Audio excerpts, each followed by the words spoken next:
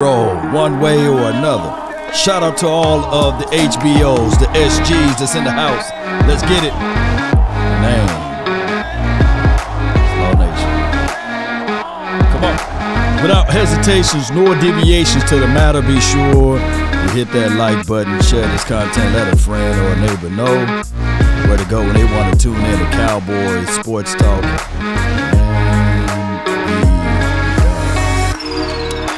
Let's even the ice wall. Let's continue to grind, baby. Micah Parsons want this defense to set the standard. Bring it right here. If you don't like Micah Parsons, you must be out of your goddamn mind. Shout out to Cowboys Experience, Texas Lottery Plaza. Let's get it. Can't wait to see y'all beautiful faces this weekend. Come on. Let's get it. Sharing is caring. Let me know when you share, baby. Mama said there'll be days just like this. Come on.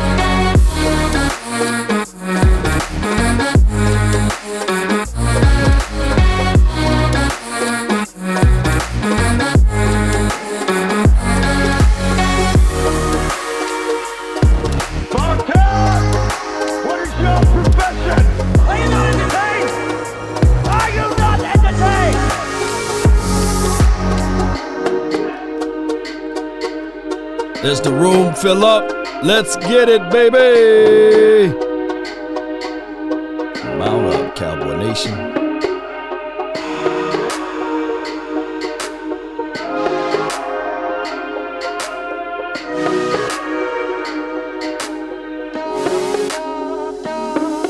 Yup.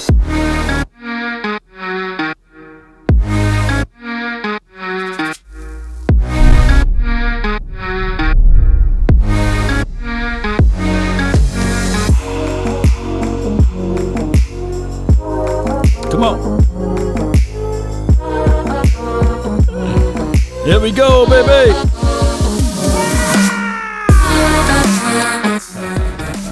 What's up? What's up, everybody? Really appreciate you guys so much for being part of this. The name is Law Nation. We talk Cowboys, sports talk, and beyond. And on top of that, Cowboy Nation, hey, this is like therapy session, right? I try to give you guys what's on my heart, mind, and sinew and thoughts and things like that. And Parsons, man, oh my gosh, man. Parsons been that dog, right? He's been that lion. He's been that warrior. According to news from Calvin Watkins, just hitting right now that full participant in practice today is Michael Gallup. That news just hit just a few seconds ago. Hey, and then in the interview earlier with what Mike McCarthy just said, Mike McCarthy said if Gallup practiced again today and tomorrow, of course, he would suit up. So it's one of those things. It's football day today too, right?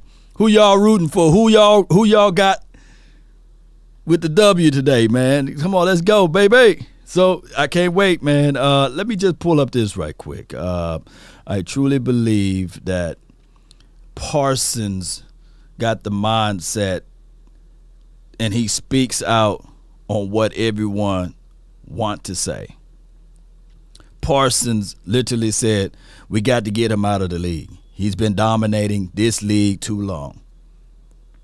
That's what he said. That's what he said, that he got to figure out a way to get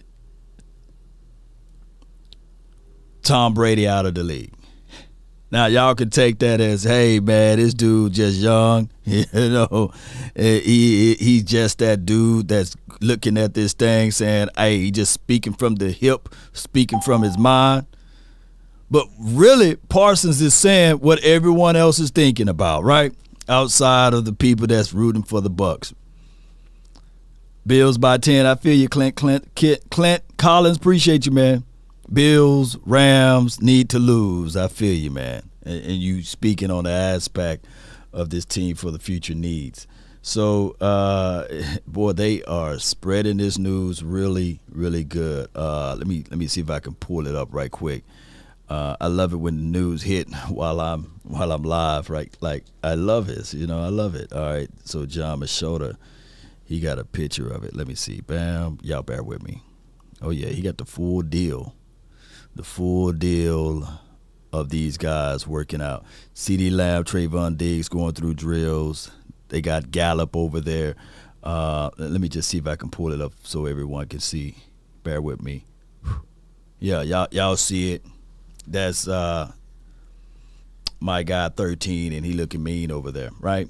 So we'll talk about that too. But let's get back to what my guy Parsons. He pretty much, Micah Parsons want to set the standard on how the defense should be played. And we all know, can y'all finish this phrase, defense wins what?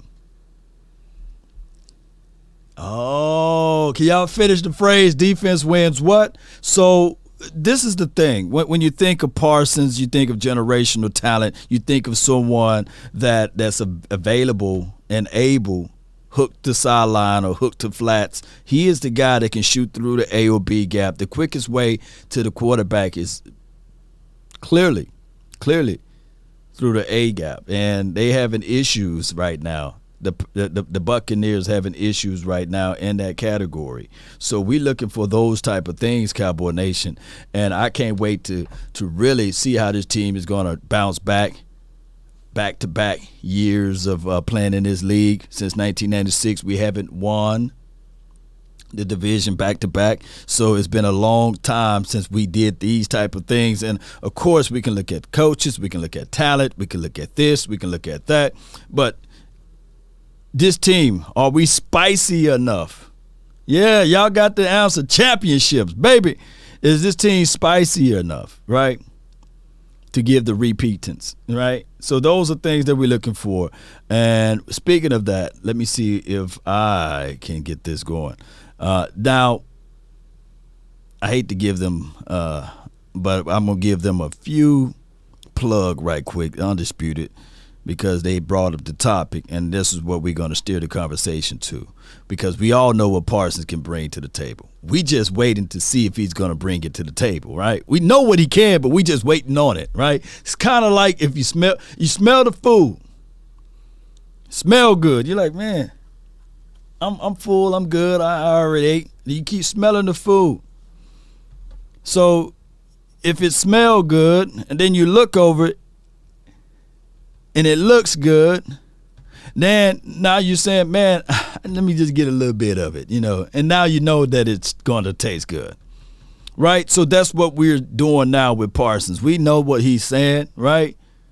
We can see what he's talking about, because he kind of looked like he's been working all off season, right?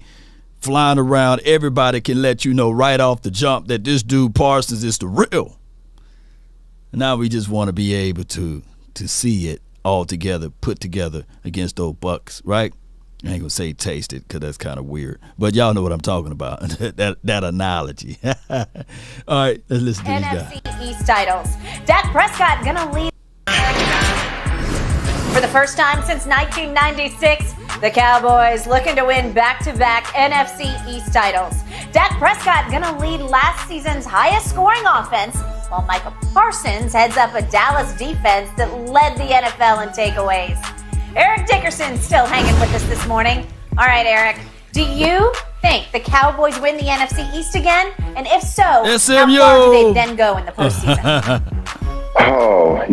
Skip, I'm gonna give you your love on this, because that division is so bad. It's so soft. I think Alabama could beat some of their teams. Bull sugar, man. Yes, I do believe they will win the NFC East. I mean, they got the Giants, they got the Commanders, they got the Eagles. The Cowboys are the best team in that division. I mean, they really are. If they stay healthy, they'll win it. I think they'll win it. I ain't gonna say easily, because of their schedule. They got the Bucks, they got the Bengals, they got the Rams. They got, and when you play those the teams that in your division, the Eagles and the Commanders, those are going to be tough football games. They also got the Vikings and the Bears. But yes, I think they'll win the division.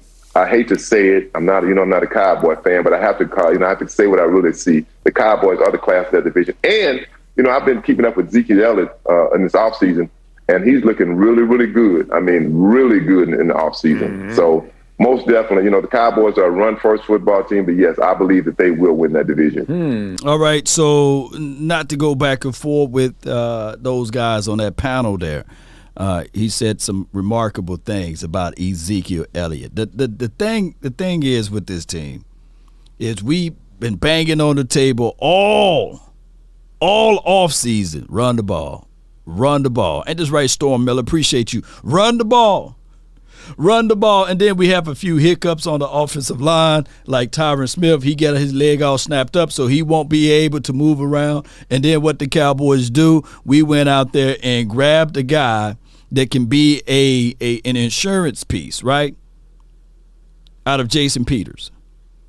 And a third of the Cowboy Nation was like, he's old, he's long in the tooth, but you missed the meat, worrying about the potatoes, right? The meat of it is that you got someone that can teach Tyler Smith, right, some valuable stuff, some valuable information. This dude right here, he's been in the league for a long time. And I'm quite sure if week 3, week 4, or in the pinch, the Cowboys could be hoodwinking us all. And it could be this weekend. Who knows? Elevate this man off the practice squad, and 71 can get down and nasty with it, right? But I don't want that to happen too soon and too quickly, because I really want my guy, Tyler Smith, to be out there on the field.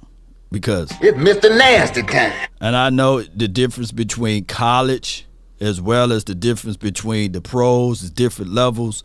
But you can poll 1 million offensive linemen, and all of them going to say, hey, I really, really, really like to run block. And the easiest thing for this team to get to is run blocking. Get back to run blocking, open up things for Dak Prescott. That's the reason why we all fell in love with Dak Prescott, right? Taking care of the ball, going through his reads, and hitting the open target, not forcing anything. Don't be a guy that try to squeeze everything out. No, take what the defense give you, and in a pinch, yes, challenge them, but make this game a game of fields. Make this game a game where your defense flourish and everything will work its way out. Shout out to you, Duck. 13-4 this season. Book it, man. Me and you think just alike, man. Great minds think alike. Baby, hey, I love it, man. Let me give you one of these horns over here. Yeah, baby. Let me give him one of those horns, baby. Yes, indeed. Let's listen to more of these guys. Let me see what they have to say. Now, how far they go? They just say, how far? Not far. Exactly. I see them to win the division also, ED. Okay, all right. Now, this could be a trap now, because Shay Sharp and ED, both of them saying that the Cowboys will win the division. Oh, man, let me see what Shay Sharp got to say. With the exception of the Eagles, that's a very bad division. I'm not so sure that Daniel Jones, he was going to lose that job to the backup quarterback before he got hurt. The Commanders, man, I'm done with walking to him. He had a great situation. He couldn't have a better situation than what he had in Indy. They could run the football. They could play lights out defense. He had nice weapons around him. A tremendous offensive line, and he gagged that away. Yeah, that's what I was talking to my brother about last night. He was saying that he would like to have it welcome to me, right? Carson Wentz over Jimmy Garoppolo, but that's the story of another day, right? I'm telling you guys, shout out to the Commanders. But you know what? To be fair to all of this, Carson's may be the second best quarterback in the NFC East, right? Jalen Hurts, I get it. The Eagles can talk about this and that, about how glowingly they love Jalen Hurts or what have you. But he still got a lot to prove. Carson Wentz could clearly, because everybody pumping up the Eagles and everything, it could clearly end this way, Cowboy Nation. Cowboys finished the division in first. The Washington team finished in second. and the Eagles in third. Watch. I've seen stranger things happen. Jamal Wilson says, you ever been told that you look like Jason Peters Law? I normally say that I'm like 10 years older than Jason, but we are the same age. And that could be just because he have a beard, right? You know, he got a beard, I got a beard.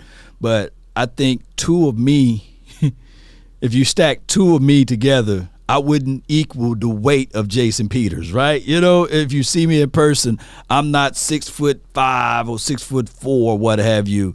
So it's a situation whereas I think, 195, last time I weighed myself, 195, can go into Jason Peters' size about 2 times. So, but shout out to him, though. Jason Peters wish he looked this good, though. But shout out to Jason Peters. If you say we look alike, then we look alike. How about that? The common comparisons Law get is James Harden. Yeah, I get that too. But James Harden, he got braids and stuff, and he looked different. And I think my beard is a little bit better than James Harden. But I look like, I guess we all look alike, right? We all brothers look alike when they got the beard. I may be Denzel Washington's son next week. Then the week after that, I can be the next guy who have a beard that gets signed by someone, right? But it is what it is. Shout out to everybody.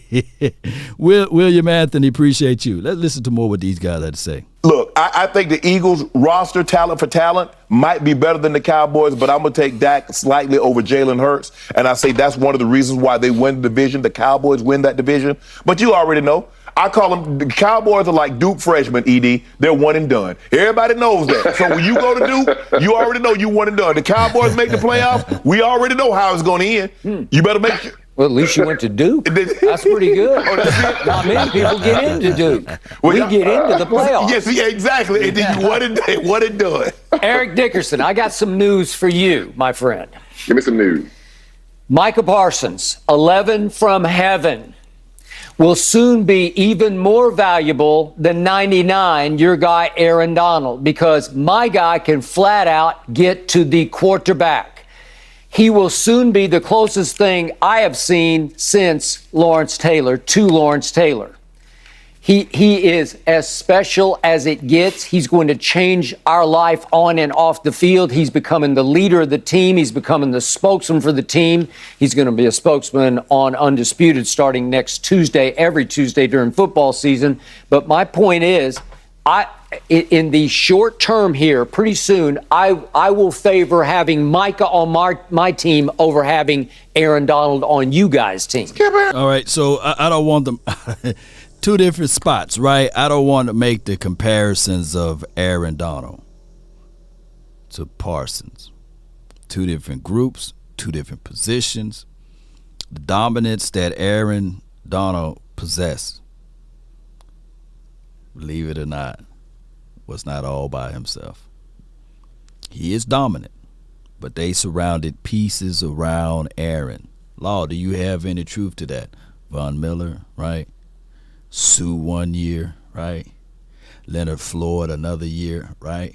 Went and got Jalen Ramsey another year. Last season, the dominance of Parsons was a standalone situation. D-Law was hurt, right? Randy Gregory, hey, man, we've been waiting for Randy Gregory to be birthed into this situation. So if the Cowboys, hear me out, continue to have the coaching philosophy of Dan Quinn and elevating their pieces, it will still work.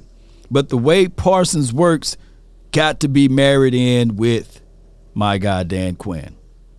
Because I really don't see the Cowboys doing what the LA Rams did for all of those years to make sure that they put pieces around Aaron Donald. And I'm not trying to take away from Aaron. I think that he's a beautiful, wonderful talent out there on the field. You can't look at anything prettier than that, right? As it relates to getting pressure and getting upfield one-on-one encounters, especially bringing all of that from the interior. But defense wins championships, and I truly believe that Aaron Donald, he been in the league how many years? and he got to those graces? $1 in his 30s. You got a guy that's 22. I got monster. I got pass rusher. I got pure pass rusher. I got edge rusher. If Micah Parsons has half the career as Aaron Donald, he has a Hall of Fame career. You do realize that, right? Half the career? If he has half that career. So that means if he gets one defensive player of the year, Okay. if he gets, he almost won his first one as a rookie. He was right there till the bitter end. Okay, well, tell me what's the Cowboys' offense? What's their identity? The offensive line is not what it once was. Zeke is not the same back that he once was, and the skill position players. So what are you? Are you a running team? Are you a throwing team? And if you want You're both. You're both. He both. Hey, that's a good question by Shay Sharp. What type of team are we, man? Let's start it off from there, man. We're going to open up the phone lines. If I can get my mods to put the number down below. 657-390-7391 is the hotline for your mind. And I got somebody waiting here already from the 314. You're live. Let's get to it. What's up, y'all? What's good with you, man? Talk to me, man. Talk to me, man. I'm looking, man. I see you from Mississippi just like me, man. Yes, indeed. State also. Yeah. Man, look, I've been watching the Cowboys a while, bro. Our young players gonna do what they need to do, man. The defense gonna be good, the offense gonna be good. You just got to be patient, man, and take it a game for a turn. I see us going 13-4 this year, man. And I see us blowing Tampa Bay out someday. Man, dog, if we blow Tampa Bay out, man, there would be some crazy stuff going on over here on the nation, man. I promise you, man. But, hey, that's what I'm leaning to. That happens. I started watching, man. So I see everything that's going on, man. They're not giving us a chance this year. And that's a good thing. Yeah. Because long as we on the radar, nobody expects shit from us. Excuse my friend. No, you good, fam. You good. They expect nothing from us. Yeah. So what's unexpected, you prove everybody wrong. Yeah. Just like Jason Peters, he gonna help Tyler Smith out a lot. Yeah. You know what I mean? When you got a veteran, bro, that's in the league as long as he has, young players you can thrive off of it. Experience is the most important thing you can have in football. It is, man. And like you said, if we run the ball, get Zeke and Paula going, and we're gonna have a great season. No doubt, man. Let me hear you say it, man, because they say they can barely hear you anyhow, but, man, let me hear you yell it, man. Cowboys. Yes, indeed, fam. What's your name? What's your name again? My name Arturo, man. Arturo. I know you from Nashville. Yeah. All right, bro. Appreciate you, man. Most definitely. Arturo, man, my guy, man. Hold on right quick, guys. Hold on. Let me see if I can do this. Yo, hello. Nothing to it, man. Hey, I'm live on the podcast. I'm going to hit you right back, man, when everything is done, though. I'm going to talk to you. Are you going to be in town this weekend? No, I ain't going to be there this weekend. No doubt. My fun is kind of funny. No doubt, man. All right, well, what I'm going to do is I'm going to hit you up when I get off of this live show, for sure. And we're going to talk about some things to get you down here, man, for one of these games. I got you, okay? One love. All right, one love, bro. Salute. Yeah, that's my guy right there. All right, cool. We back on it, man. Hey, that's what we do, Cowboy Nation. All right, I got my guy with a plan. Some people say $1,000. Some people say $50,000. But what about $100,000, man? This guy with the plan right here. $100,000. You live? What's good, my guy? What's going on? Nothing to it, man. Talk to me, man. What you feeling, man? I'm just hoping that my Cowboys, show off like my Roll Tide showed off last week. Roll Tide around this, man. Fatality.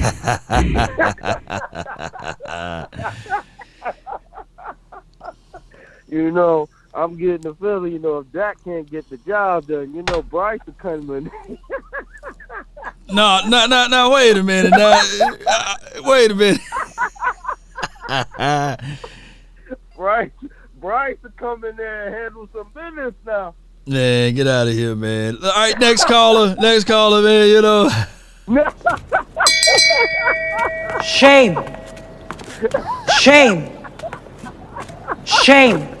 Man, how you gonna do Randy Dakota Prescott like that, man? Come on, man. You know it's Cooper Rush next in line. Come on, man. But what you got for it, man? What you got for these Bucks, man? What you got for these Bucks, man? What you got for this team going up into this first game? I got a feeling we gonna get them, man.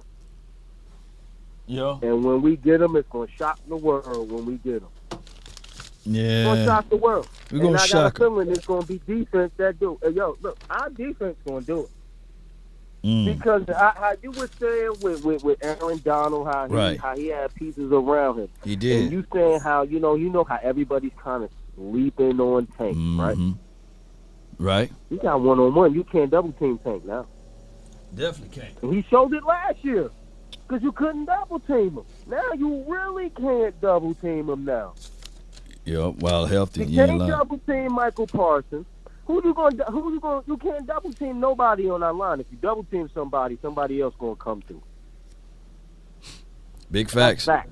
That's fact. And I'm gonna tell you right now, they're gonna rush Tom Brady up that middle because he can't handle it. Michael Parsons is gonna be rushing up that middle a lot. I'm not saying all the time, but he's gonna be rushing up that middle. I'm looking for it. I'm looking for it. You already gave me your score prediction, right? Nah, I don't think I did. I'm looking all over this sheet, man. I know my guy 100. I ain't give you a score. You want to wait to the day of, or you want to go ahead and wait till tomorrow? What you want to do? I'm gonna wait till the day of. I'm gonna wait till the day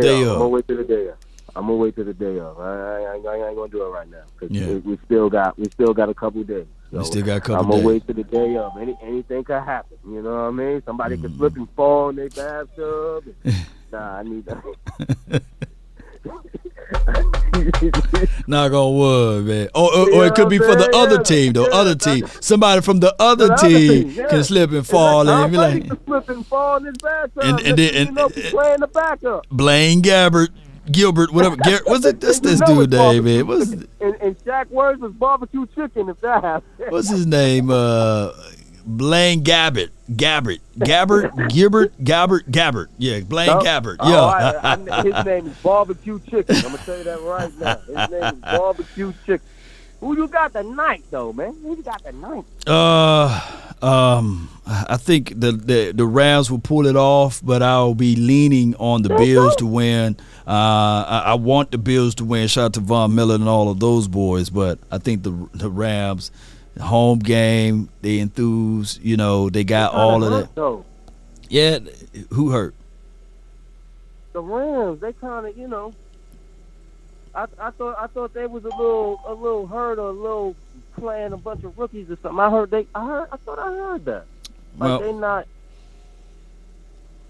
Well, it's a home game, man. Weird things happen in L.A., to live and die in L.A. You know how it goes, man.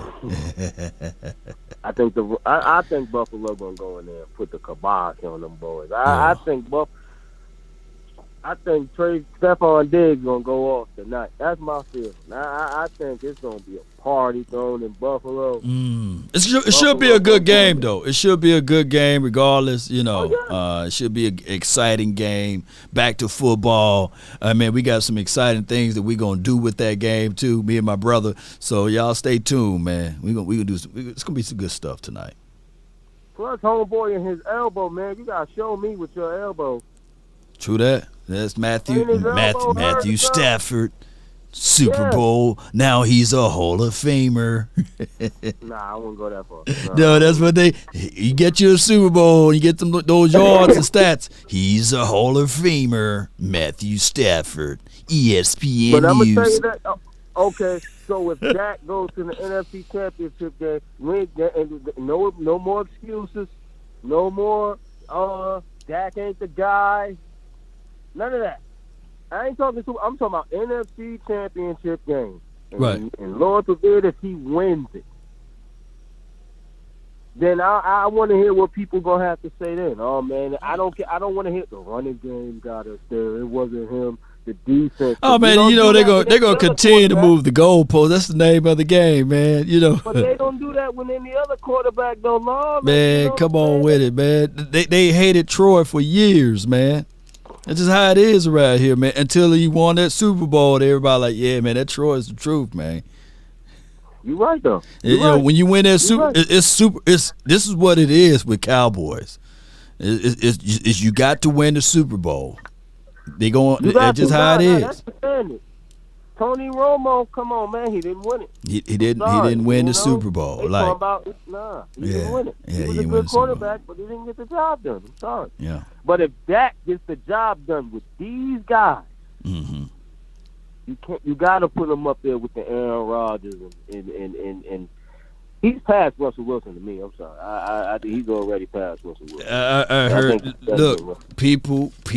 You know, there's people that know football who goes through football, and then there's the casuals. You will always have more casual fans than those who really look at the game. So, and their casual thoughts are always gonna weigh heavy on this, right? And they're gonna say that, hey, old boy got him a ring, been to the Super Bowl, blah blah blah. They don't even talk about the Legion of Boom. They don't even talk about the kid that was averaging 180 yards a game, right? Marshawn Lynch. No. I'm talking about 180 yards passing. That's all he averaged, right? And they're talking about Russ, right? So those are things that that's always going to be the conversational piece, right? And they're going to look at, hey, he won a Super Bowl, and your quarterback have not won a Super Bowl. That's how it's going to go for the rest of the time, you know. But the thing is, what's Russell Wilson done when it's quote unquote you got to carry the team on your back? Like, you know what he done? He looked like Dak Prescott. They look just alike. and he left. Yeah. He left. He couldn't stay there. He left. The team was going down. No, you're supposed to carry these guys. No, I'm going. You got DK over there. Nah, I'm still gone, dog. I don't want to. Nah, I need to go to a stacked Rams team. Come get out. Yeah, man. So it's just how it is, man. But I truly believe the Broncos and Russ. I like Russ, man. I don't have no ill wills against Russ. I think that he throw a good deep ball, and Russ and Dak Prescott, they similar. You know, their stats, their win to loss ratio is similar.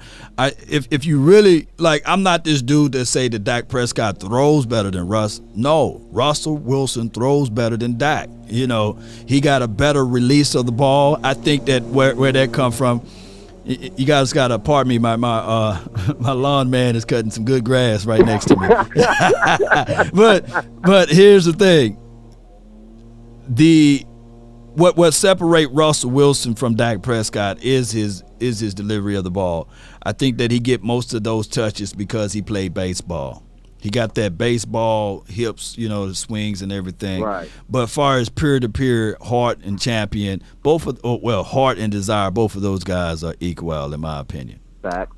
Right. That's fact. And I think that Dak Prescott sees it, and Dak Prescott's like, I'm gonna show y'all. I'm gonna show y'all, because if he turns these rookies and that undrafted guy and the stars, don't sit there and say, oh man, he had a stacked wide receiving core. No, he turned them guys into them guys. Because you gotta be turned into a guy. You don't just come out and automatically become a guy. Got to turn into one. No doubt, man. No doubt, man. So we'll see. We'll see Sunday. Hey, somebody said, Sean King says Tony Romo never had that defense. I think that if you go back and look up 13 Pro Bowlers, and let me know where that defense was ranked. I digress, man. But, man, I appreciate you, man. I'll let you go. Right. I appreciate you, man. That's my guy, 100 grand. Hey, plug everything again, man. 100. Guys, holler at me, Graphic Zone HD. Graphic Zone HD on Instagram and Facebook. Holler at me. Yes, indeed. That's my guy, man. Graphic Zone HD. 100 grand. And to be fair to all of this, I'll go to my grave and I would tell you guys, if they were to allow Bill Parcells to continue to be Tony Romo's coach or head coach in general, or if the world, the universe, in a different universe were to allow Sean Payton to be the very next coach of Tony Romo, right? I think that there was at least 1 to 2 Super Bowls in there. 1 to 2 Super Bowls. But the Cowboys tried to give a shortcut to success, and the shortcut didn't work. There's no shortcut to success. There's no shortcuts to success. And by trying to have I'm going to learn the job on the fly coach, Jason Garrett hurt this team in so many ways, right? It would have been a different world, Cowboy Nation, if Jason Garrett stayed as like the offensive coordinator and Sean Payton was the head coach. I would get that a little bit, right? It would have been a different type of world if they looked at that in those type of likes, right? Keep it like this, Cowboy Nation. If they really looked into the hearts of Wade Phillips, right? Because he only had one losing season. And they said, look, man, if they just kept it 100 and said, you know what, Wade, we like you, but we love him. And we want him to be the head coach. Will you be our defensive coordinator? Hear me out. Put that butter knife down. Don't shank me with it. Don't pull out that pocket knife that dude Idris had on the movie Beast, right? If they would have did this, and I know if was a fifth, we all be drunk, and said, Jason Garrett, you will be our head coach. Wade Phillips will be your defensive coordinator. I think that would have smoothed out smoothly, and we wouldn't have had some of this crazy spells of looking for defense. Because the moment Wade Phillips left, right, we've been searching and hunting for defense, right? And all of a sudden, the offense kind of gave spark, right? But we went 8-8, 8-8, 8-8, and all of that stuff, right? So I can go a long time talking to you guys about that. But I got my guy Aaron, man, from Long Beach, man. What's good, Aaron? Yes, sir. Posse Stu is in the house, my guy. How you doing today? Good, man. Shoot, all is well, man. Talk to me, man. Talk to me. Well, look, about that last caller, look, it's roll tide all the way, but I'm not taking Bryce Young as my quarterback, bro. Who? I'm going to take a quarterback. Oh, yeah, man. Roll tide. I want to award from Jackson State. Oh, boy. That's you want quarterback I want. Baby Prime. Yeah, Baby Prime. Yeah, I want him. That's what I want. But other than that, man.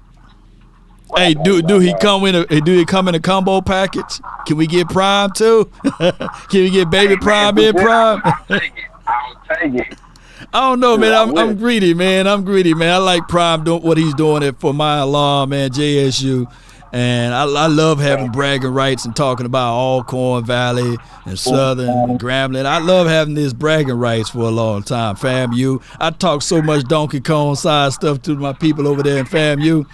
But if Prime come over here to the Cowboys to be the head coach here, I would love for these two conditions. Let Prime be the still head coach, right? Let us keep Kellen Moore and let us keep Dan Quinn. But let Prime still do his Prime stuff though, and get whoever else he want. You know. You got the keys to the Ferrari. Take it. Take it, man. It's your team, Prime. What else? What you got for this, man? I like that analogy. Like if Tony Romo would have had Bill Parcells for another year, right? And if Wade Phillips would have moved to the defensive coordinator, like the head defense, I think we would have won a Super Bowl with Tony Romo. Yeah. We would have. It's a Super Bowl somewhere in there. It would have been one somewhere in there. Yeah, man. somewhere. Somewhere in there. At least one. Romo would have his one if we had Bill Parcells and Wade Phillips as that defensive coordinator. Yeah, because you know what happened, like I hate to go back into the past, but what happened was like Jason Garrett. I think that he was I'm learning on the job, man. Leave me alone. I'm going through growing pains. But the problem was we were still trying to figure out The defense too. You like who's going to be our defensive coordinator? We got in the Ryan brothers, and then we brought in the old man who fell asleep in the meetings and stuff like that. So it was weird for us, man. Man, yeah, I feel you on that. Like you said, we were searching for the defense. We caught fire with the offense. Yeah. But the offense can only do so much. Yeah. It was like what they said on Friday. What he said, man, y'all never had nothing in that match. Peanut butter, no jelly, No Kool-Aid, no sugar, ham, no burger. Yeah, I know. It was dark ages for us, man. Yeah, but what you got for this show, man? What you got for this Buccaneers game and what we gonna do this weekend? Buccaneers game, like I said, Dallas by 3 because I watched the game I rewatched the film last time. Dallas gonna win by 3 because Brady, Brady's slow. This is that. This is Tom Brady. Like he has seen it all. So what's the quick way to beat pressure? Get the ball out quick. So if we can't get that quick pressure on him, I just hope our DBs can be a hell of a lot of pass breakup. Yeah. That's it. Because he gonna do a lot of slap, a lot of underneath. He's gonna try to get that ball out quick. So hopefully our linebackers is up to point and can shut that short game down. Yeah. I mean, yeah. You can talk about all the pressure you want. You're gonna get on Tom Brady, but in reality, he's still gonna get that ball out quick. So our main target right now, this game, is our linebackers to shut down the short pass, the dink and dunk. Right. Call it. Right. Shut that out the way. No doubt. Game, that's you want to stop the run game by itself, throughout the whole game. Yeah. So if we can stop the short pass from Tom Brady, we definitely win this game. No doubt, man. Shoot, stop that short pass and you just put a little pressure on it. Sprinkle some of that pressure on Tom, man. I ain't gonna say he don't fold though. He don't fold like a wallet, but that dude keep fighting, man. He gonna keep fighting. So you gotta play every 60 minutes. Matter of fact, you gotta play 61 minutes with Tom. Until you hear the rest of it. And like when we play Tom, you gotta put our Nikes on their necks until they ask them to breathe. No doubt, man. But I appreciate you for calling in, Aaron, man. Thank you, man. Let me hear you say it. Man, how about them Cowboys, baby? Yes, indeed, man. That's my guy, man. Yes, indeed. Yes. All right. We got another caller. Put your hands together. Get ready. It's going to be a crunk one. I can tell you already. Let's go.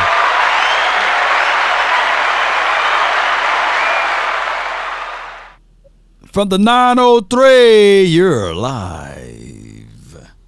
Hello. Yes, indeed. Lady Jessica, talk to me. What's up? How are y'all?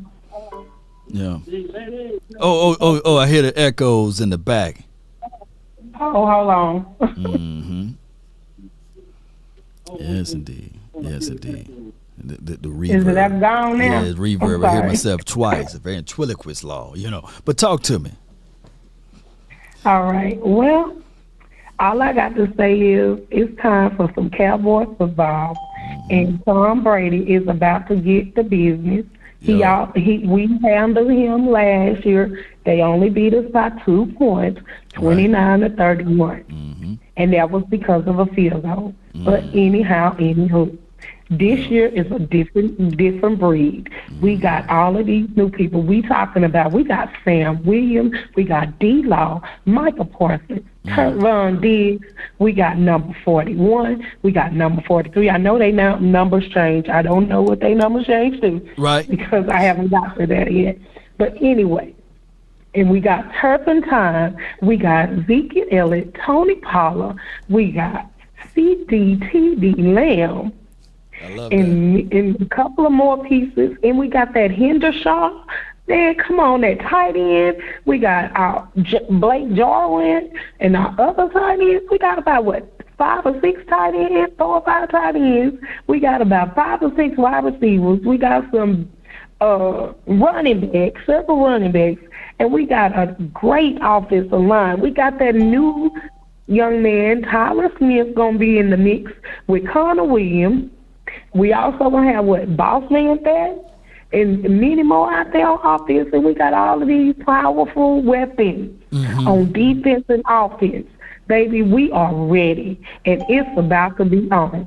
We ready for Tampa Bay. And all of y'all that ain't like Lost, y'all, shame on y'all. Y'all need to get this lights up on this man show, because y'all done been here too long. Y'all know the routine. You come in, hit the light, share. Come on, people. This is a great show. And stop out with the negative, talking about this and that. We ain't talking about last year, the year before, anybody, anywho, anywhere else. We talking about 22 and 23 football season. It is about to go down. And Tampa Bay got a rude awakening coming. The boys are coming, one team, one sound, ready together, working together as one. And they going out there ruthless. They gonna be nasty. It is about to be on. Get hyped, get ready, because it's about to go down for some Dallas Cowboys. I don't care who doubts. I don't care who don't believe. If you don't believe, go find yourself another team, man. We ain't got time for all of that negativity. It's about to go down. So get hyped, get ready. Let's go, Cowboys. How about them Cowboys? I can tell you at work. So hey, have a good day at work, and I can't wait to talk to you tomorrow or the game day. Let's go, Lady Jessica. Appreciate you. Yes, indeed. From the work desk, baby. You know, I could just see her in the cubicle, you know, just on the phone like, hey, man, I'm going to tell y'all about them Cowboys. Is everything okay, Lady Jessica? Yes, everything okay. But I'm going to tell y'all, get positive. I love it, man. I love it, man. From the cubicle or from the desk or office desk or, you know, wherever she's working at. I love it, man. That's the type of energy I was looking for. And that's the type of energy we need from the 409. What's on your mind? Hey, what's up, Law? Nothing to it, Chief. Talk to me. Got a little break, man, so fell in just in time, man. Me, you know, I was watching those Skip and Shannon, man. Skip? And yeah, I was watching those Skip. Oh man, I gotta watch everybody, man. I'm not like everybody else. Yeah, I like the banter. We go ahead. Well, yeah, no, you gotta, you know, kind of know what the opposition is saying, right? You gotta know their perspective. Yeah. Very important. Keep everybody honest. But nah, man, one thing I was observing about Shannon, this you know, that's kind of one of the things I do, right? You're looking at body language, right? Right. So when they're breaking down the Cowboys and Bucks, you know, normally Shannon got his little troll mode on. He's scoop, you know, he doing all that. But in this particular conversation, he had the serious tone, right? When he gets serious, right? And so one thing him being a former tight end, he was big up in Ferguson. Right. In that 12 personnel. And I've been saying it about the 12 personnel and how there's other facets of which you can design and construct your offense. It doesn't always necessarily have to be a 3-receiver offense, right? Right. I know that's the trend. I know that's the way it moves. But I mean, if everybody's defense is setting up to go against the high-powered offenses, then you know what you do. You set it up to be a bully type team, right? Right. Punch them in the mouth. I really believe, and just the thing Shannon was saying about Ferguson. Right. It just kind of cemented just my beliefs in when this 12 personnel hits, because he actually put up a stat talking about how after some of the first few wins, how much the Cowboys moved away from 12 personnel when they started kind of offensively struggling, right? Yeah. But I really believe that this 12 personnel is going to be more than enough to the point that you can just have, you know, our boy CD. Right. I think these young receivers will grow. They will catch. They will be just the same way as they'll make things happen just like Miles Austin did when he was unknown, or when your boy Sam Hurd was kind of getting some things. Patrick Creighton, right? Right. Just all unknowns, and then they're there. They got to get the stats. The stats are going to be there, but it's more or less on how we're going to win, how we're constructed. Right. I'm really not tripping about these little things, Law. I'm really not. I hear, you know, all the other teams are doing this, that, and the third, and everybody has an off team but the Cowboys. But I can't dismiss like right. What's you're talking about like Green Bay and Minnesota, right? How many years did we hear that Minnesota was going to overtake Green Bay because they had the better roster? Man, many of years, man, and it just never happened. Right. It never happened. They gave him a good fight, though. What was the common denominator? The fact that what always prevailed. The quarterback, The quarterback. So I gotta see, because one thing, we look at the rest of the NFC East, and when they're doing their schedule breakdown, everybody's biased. Everybody thinks they're going 10-7 or better, right? Right. Win for everyone. You watch the Giants and you watch the Washington, and they talk about some of these teams like, we should be able to smash Jacksonville. Well, why? Because they're a bad team. You're a bad team too. It's a year-to-year league, man, and parity's supposed to be in the league. As always, somebody could come from worst to first. You know how it goes. But the quarterback is the one constant, right? So if you have a quarterback that continue to win, 9 times out of 10, these are the things that happen. Either free agents goes to where that quarterback is at, or teams is smart enough to build and put things around said quarterback. And that's what we've seen with Tampa Bay Buccaneers when they went and got Tom Brady. Of course, he brought with him free agency and the infrastructure of letting the offensive coordinator say, hey, this dude is a proven winner. Let me put things around him so that he can win. And then what happened to the Saints when they lost Breeze, right? Right. They had to play with Taysom, and they had to play with look. They got the Saints again. It's crazy to me how. But believe it or not, as crazy as this is, and I'm not even I don't root for the Saints, but I can understand them. Think of this: if Drew Brees had that defense, you know what I'm saying? Like Drew Brees left, and the damn defense got better. I think that they would have made a strong push. Yeah. If he like that, like Drew, that's what they needed last year. But shout out to the Saints. Yeah. Shout out to them. So, we got the components. We got a quarterback and we got a defense. There we go. And those are the two things, man. We got a quarterback. We got a defense. You can make a running game happen. Like, as much as our running game is diminished, how these guys get 1,000 yards and 700 yards respectively? Yeah. On a hurt leg. So that's all I got, Lord, man. We'll just continue to try to put positivity into the nation. I tend to try to be realistic, but I feel like some of the pessimism has forced me to come to a point where I got to be overly optimistic. So I'm gonna holler at you, Law. No doubt, man. Appreciate you, fam. Yeah. We got Eastside in the house, man. Appreciate Eastside. Like right now, Eastside is not all the way sold on Davis Mills, right? Like if you Eastside, let's be real. Let's keep it 100. You mean to tell me you wouldn't want Dak Prescott on that team, right?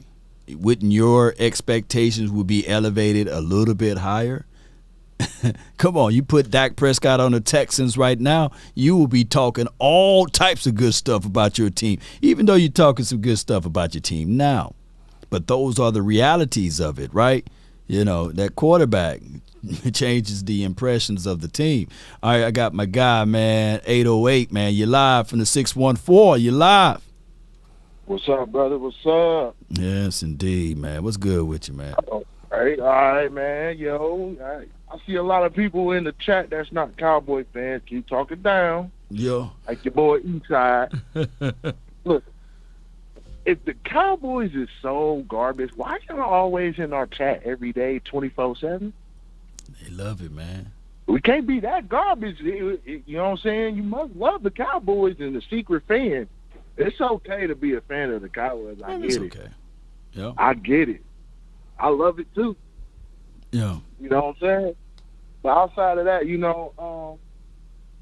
I see a lot of people giving the Bucs 14 points. Come on, man. Yeah. We're dealing with a guy that played 23 years. And, he's 45, but he's seen every coverage that you could think of. Mm-hmm. And with that being said, I could see, the Bucs scoring at least 21. At least 41. They still got a few weapons over there. It's not like, Dallas defense is the 85 Bears. No, we're just assuming that they will get to that 85 Bears stage. This team is still young on the defensive side of the ball. They're still young on the offensive side of the ball. They're going to make mistakes, and Tom Brady will take advantage of that. Not saying that the Cowboys will lose. Mm-hmm. What I will say is, again, they will score at least 21 points, man. You know what I'm saying? Okay, at least 21. So yeah, I feel you on that. You know, I think that Tom Brady going to get his. But here's the thing: the unknown of this defense. If they fool around, don't you know what this defense would do? Let me tell you, man. This could actually happen Sunday night. The Cowboys elect to get the ball, right? And the Buccaneers, they all crunk. You know what I'm saying? They talking about, hey, man, we beat them last year around this time, and they kick it right off. And number 9 for your mind, Cavante Turpin, takes that thing to the house. Don't you know that it will have an earthquake effect in the Arlington area that is going to be felt all over the world if Turpin take that thing to the house? And then that defense, Tom Brady got to – it's going to be crazy if those two things happen. You know, that's just all I'm saying. It will be crazy. I don't think the Tampa will be able to calm this team down. We haven't had that type of firepower in a long time, my friend. Long time. Very long time. And the thing is, like, I'm not expecting Turpin to have, 4 or 5 kickoff returns or punt returns. I'm okay with Turpin, you know what I'm saying, getting at least 1 or 2 throughout the season. Okay. You know what I'm saying? I'm cool with that. You know what I'm saying? Because it is a long season. There will be tape on this guy when it's time, the season move along. But I'm cool with Turpin even getting the Cowboys to the Cowboys 35, maybe, Cowboys 45, at least close to half field. I'm cool with that all season. I'm cool with that. I'm satisfied with that. You give Dak the shorter field with, these question marks all around him. I think that will help the offensive line out a lot. You know what I'm saying? It will help the offensive line out a lot. They don't got to keep stretching themselves to cover a long field with that short field being that, close. Hey, man. Like I said, man. This could be a situation because we've seen it. Come on, let's be real. Average starting field is at the. Sometimes we used to at Cowboys games.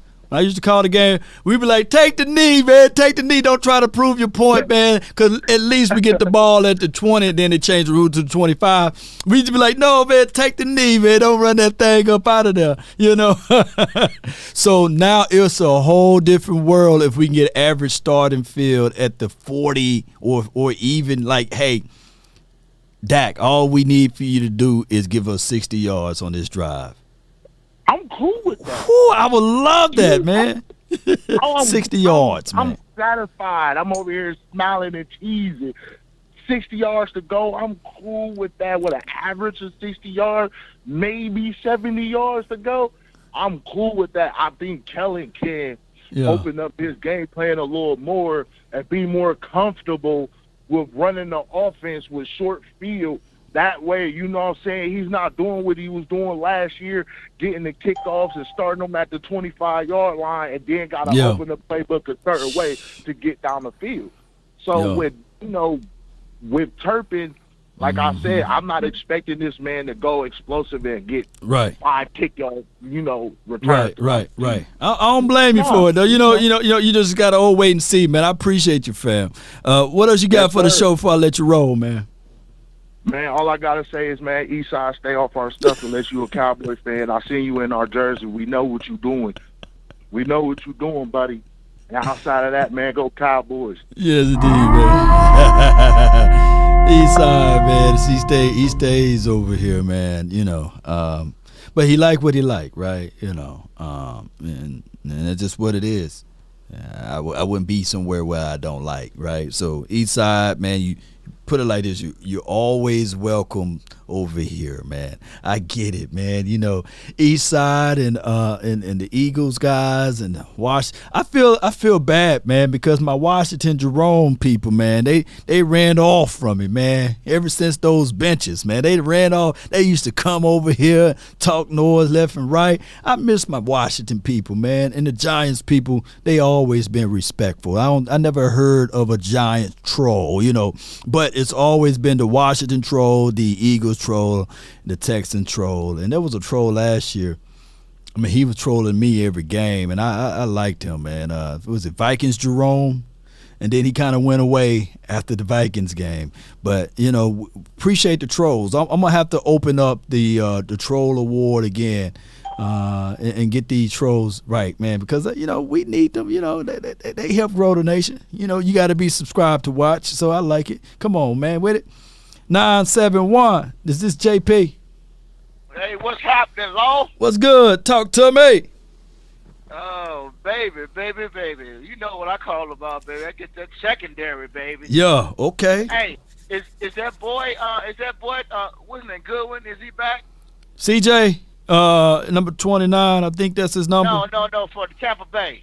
Oh, Chris, they said he practiced, man. So, Godwin? Yeah, Godwin, yeah. Yeah, he pretty good, man. Is he playing Sunday? They being coy with us, man. They being coy with us, you know. Oh, okay, yeah. So you got Julio, you got him, and who that other boy? Evans. Right. Okay. And we got Diggs, Brown, and Joseph. Yeah. Wait a minute. Diggs, Brown, and Joseph. So who gonna hold Julio? Man, you spitting at me, man. I think it's Anthony Brown that's going to cover Julio. Oh, God damn. Hey, here's the thing with Anthony, though. This is what we got to do. It's reverse psychology. We got to continue to say that Anthony is no good. He going to get burnt. He's going to get blown off on the play. That way, you see, every time we doubt Anthony, that's when he turn up. So let's continue to say, oh, man, it's doom and gloom.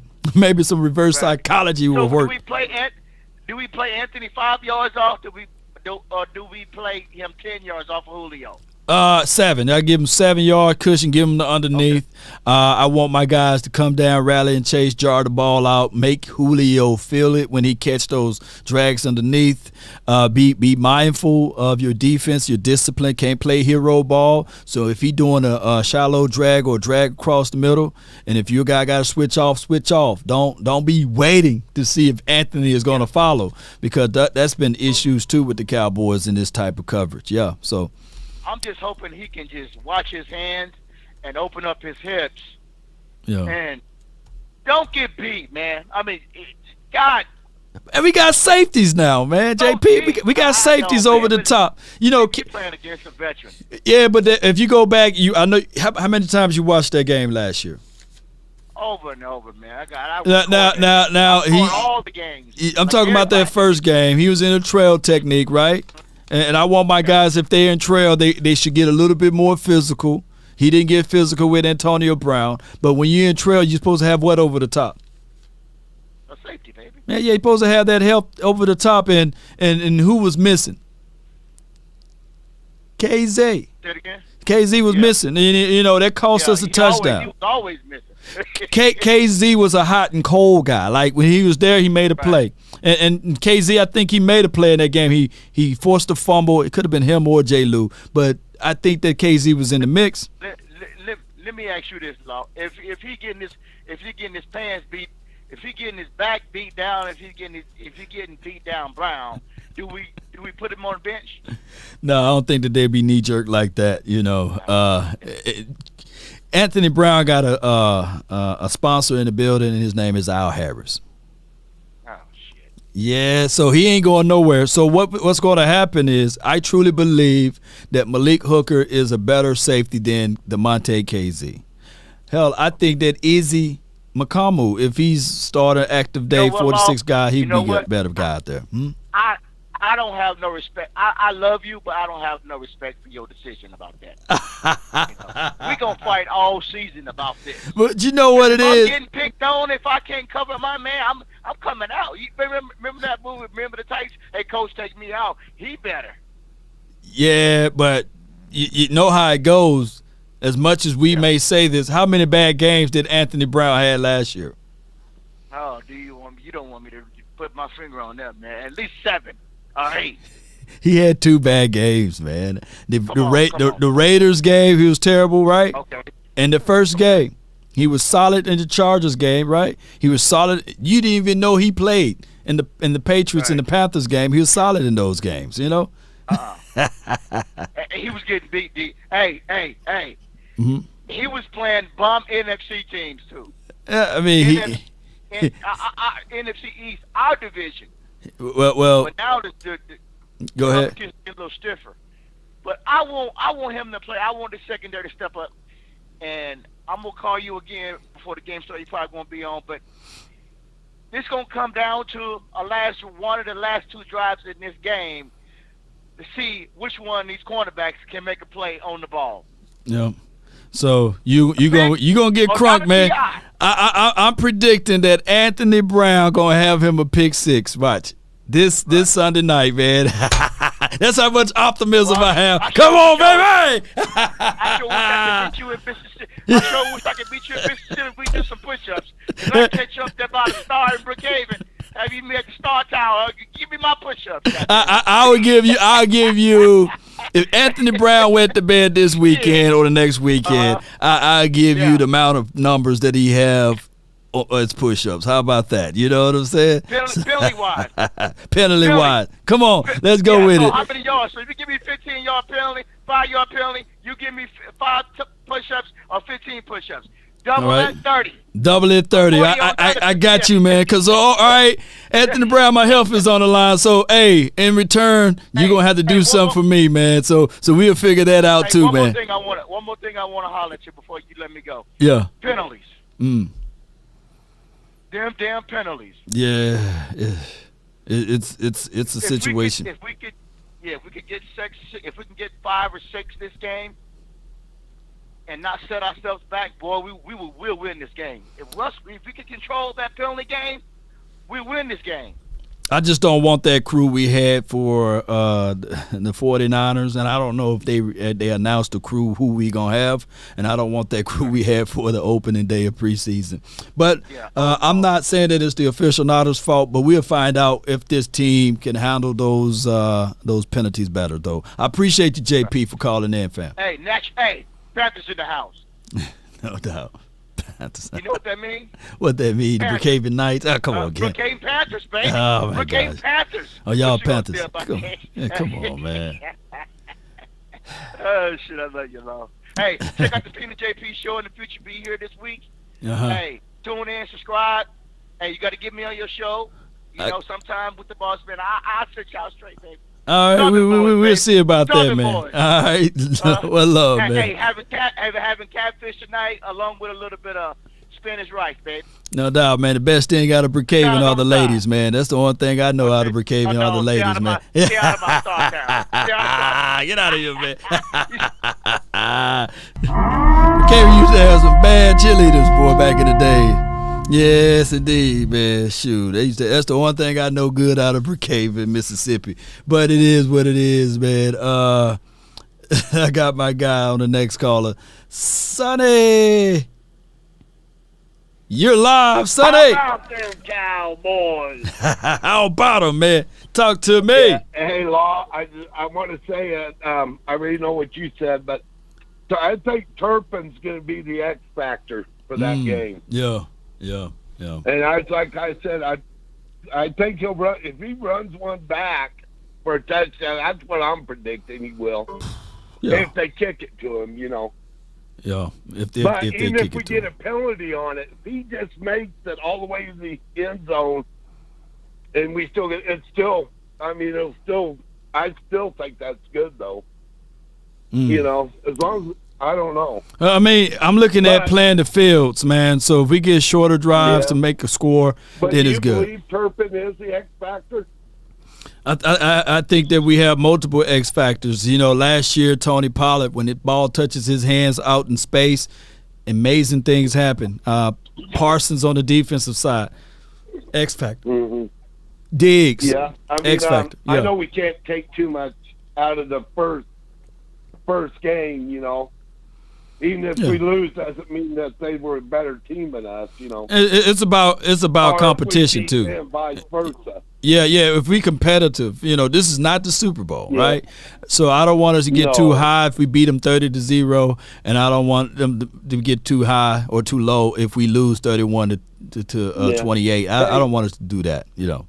Yeah, I missed your. Did you already do your prediction? No, I normally save my prediction for the day of. I give my prediction out, and on my pregame show. Season. Oh, for the season. Remember, I said 13-4. Remember?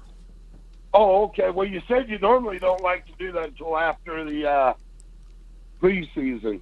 Right. I went 13-4. My guys on the round table. Yeah, 13-4. Yeah, that's about what I got us too. Yeah. And I really, you know, Micah Parsons, he's got to really prove. I mean, he's got a lot on his shoulders. He wants to be number one. He's going to have to do it, you know. Well, at least going on Tuesday on that talk show thing. At least Micah Parsons is already saying that defense. He wants this defense to be the standard, and that's what I love from a young guy, knowing that defense win championships and making the emphasis on defense. That can go a long way. And what do you think about him joining Shannon Sharp and doing that talk thing on Tuesday? Do you think that was smart for him to do that? I mean, is a con and pro. I'm in between with that. Personalizing his brand. I am too. I think that's a wonderful thing, but it's a horrible thing for the Cowboys because they're going to take these words and twist it. You know, especially, I mean, I don't know. I think when you're a player, special player like him, them guys have got totally different mindsets than the regular players. You know, like Michael Jordan, LeBron, right? Brady. You know, these guys are like Aaron Donald. I mean, these guys are built different. Yeah. Like he says, it goes to bed at what, 9 o'clock at night, 9:30. Wow. Who do that? I mean, didn't he say that before? And in one of his interviews, I thought he said he goes to bed during the football season. That's a lot of discipline. He goes to bed real early and stuff and gets a good night's rest. And, you know, and stuff. Yeah, I really look good. I hope our team does good this year. No doubt, Sonny, man. Let me hear you say it before I let you roll, man. Yeah. Hey, my mom's sitting out here, so I can't say it too loud now. That's okay. But how about them Cowboys? No doubt, man. That's my guy, man. How about him? All right, we're moving right along. Y'all bear with me. I'm going to make sure that everybody in here get y'all thoughts across. I got some good calls I want to get to. I'm going to try to speed it up, though. But I appreciate everybody for tuning in. I got some good callers that's waiting in the queue. JT, you live. Hey, what's good with it, Law? All is well. Hey. So, Law, I'll tell you this. I already made my prediction on the game, what the score was going to be, but let me give you a couple keys to the game, Law. You ready? Okay. All right, so the first thing we got to do, and this is what Brady does. Like, he's one of those guys that, like, he loves to, like, look people off and, like, key on who he thinks is a weak link. Right. And so what I would do, honestly, I would put more 6 defensive back looks on the field, Law, to have more speed out there, confuse them a little bit. Okay, make it that type of chess match. So you saying go more of your big dime look, Dad? You know. Yeah. Have more defensive backs out there, but mix it up to where some of those defensive backs will blitz and some of them will get in coverage. Like don't just make it so like you have 6 DBs out there, but you're covering all the time. Like have a random like corner or safety or whatever just blitz. Like just mix it in a little bit, because one thing you have to do with incredibly smart quarterbacks, you have to mix up their math, Law. You really have to make them think something is one thing and then screw it up with them a little bit. You got to have to play with their mind a little bit, Law. Yeah. Now here's what he would do, And I talked to Isaiah Steinbach. He was on the show yesterday. You guys check it out. He was on the UK podcast. We did a show yesterday. And he said, because he played with Tom Brady, of course, and he said what Tom Brady liked to do is use those scat backs. So they got a guy, he wears number 25, Giovanni Bernard. We know what Leonard Fournette is, right? Now, what Tom Brady, no one threw for more touchdowns than Tom Brady in yards last year, and that wasn't by mistake. What Tom Brady would do is if he sees you in that covers or quarters defense or what have you, big dime or big nickel, he would literally use Giovanni Bernard as his running back, but he will pass the ball to him, kind of like what they did with James White. So he will kill you underneath. Yep. So what you got to do is make sure that you hit him early and often, but you got to make sure that if you're giving them the underneath, that you make the running back pay when you do that. Right. And so one other thing, and well, a couple other things, but there's been a lot of talk about Anthony Brown. Like he's been a really controversial player as far as how he proceeds. Right. And I'll be honest, look, one of the things that I think, anytime you're on a team with another Pro Bowl caliber corner, there's always going to be that perception that the other corner usually is not that good. Just because, in most cases, just because you get tested all the time, you may give up yards and all that, and so people start crapping on you. But I actually don't think Anthony Brown is as bad as what people say sometimes. I actually think he's a decent corner. I just think that he gets somewhat overshadowed just because Diggs is big. The dude is a beast. So I think that's all it is, Mark. It's a labeling thing too. So once you labeled as a cornerback that get beats a lot, or labeled as a cornerback that's sus, then it's hard. It's literally hard to get rid of that labeling. But I can tell you, Anthony Brown is a solid DB. I'm not the biggest fan of Anthony Brown, by the way, but I think that he's solid, and I give him his flowers when needed and when necessary. But I try not to praise him too much, because whenever I do that, that's when you have those horrible games. So I'm going to continue to say Anthony got to get better. But I feel exactly what you're saying, JT. Yeah, and I think one of the other things, if you remember last year, Dak just absolutely threw a party on the Bucs secondary, man. What do you have, 420? 400-some yards, man. Yeah, that man was crazy. I really think he can repeat that. I honestly think he can repeat that. Now, as far as best for us game plan wise, I'm not sure, just because we have good running depth in our backfield. Right. But if you ask Dak to go out there and do it with Brady, he can do that.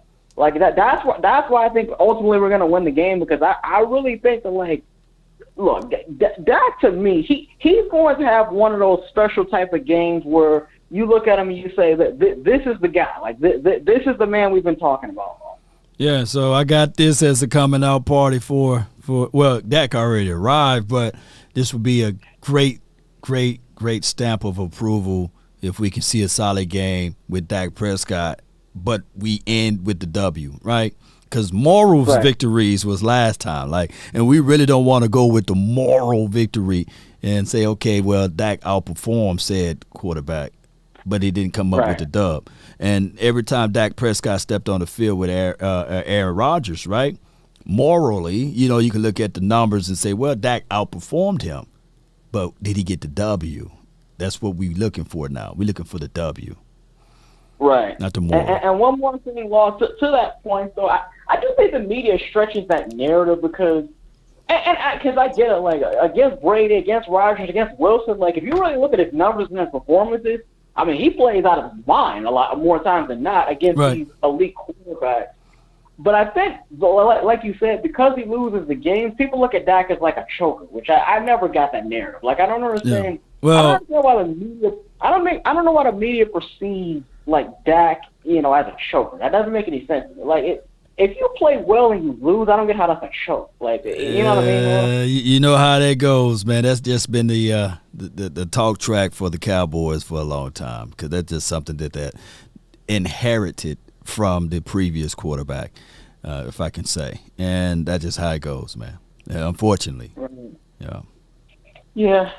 Hey, Law Nation, stand up, man. Good talk. Good talk to you, JT, man. You guys get how that goes. Good call from you know, that's just how it goes, man. What can go wrong will go wrong. And then, let me continue to say the same thing. And then you marry what you said about the previous quarterback over to the next quarterback. And there's no amount of immense evidence that this is true and accurate outside of the Cowboys just being who they are with that particular coaching staff. And now I was listening to the presser with Mike McCarthy, Cowboy Nation. And the thing is, what a lot of people, when they were asking him that question, they were saying, okay, Mike, well, is this your blah, blah year? And he said it felt like last year was his first year. He dismissed 2020. But, of course, we all include 2020 because that's when he started. But we can literally see this thing as clearly this is Mike McCarthy's second year. I know he can't dismiss 2020. But let's see how this third year roll around and see how things go, man. I got Coach Marv, man. He's next, man, from the 803. You're live. What's going on, Law? How you doing, brother? Man, I'm doing well. I can't complain. Give me a second, bro. No doubt, man. So for those who don't know, man, Coach Marv always give us that good stuff, that good information around here, and he brings and delivers some good stuff for the nation. And this is what it is. The Dallas Cowboys heading into week 1, we truly need to have a good game. Win, lose, or draw. We just need to have a good game. Win, lose, or draw, Law. Win, lose, or draw.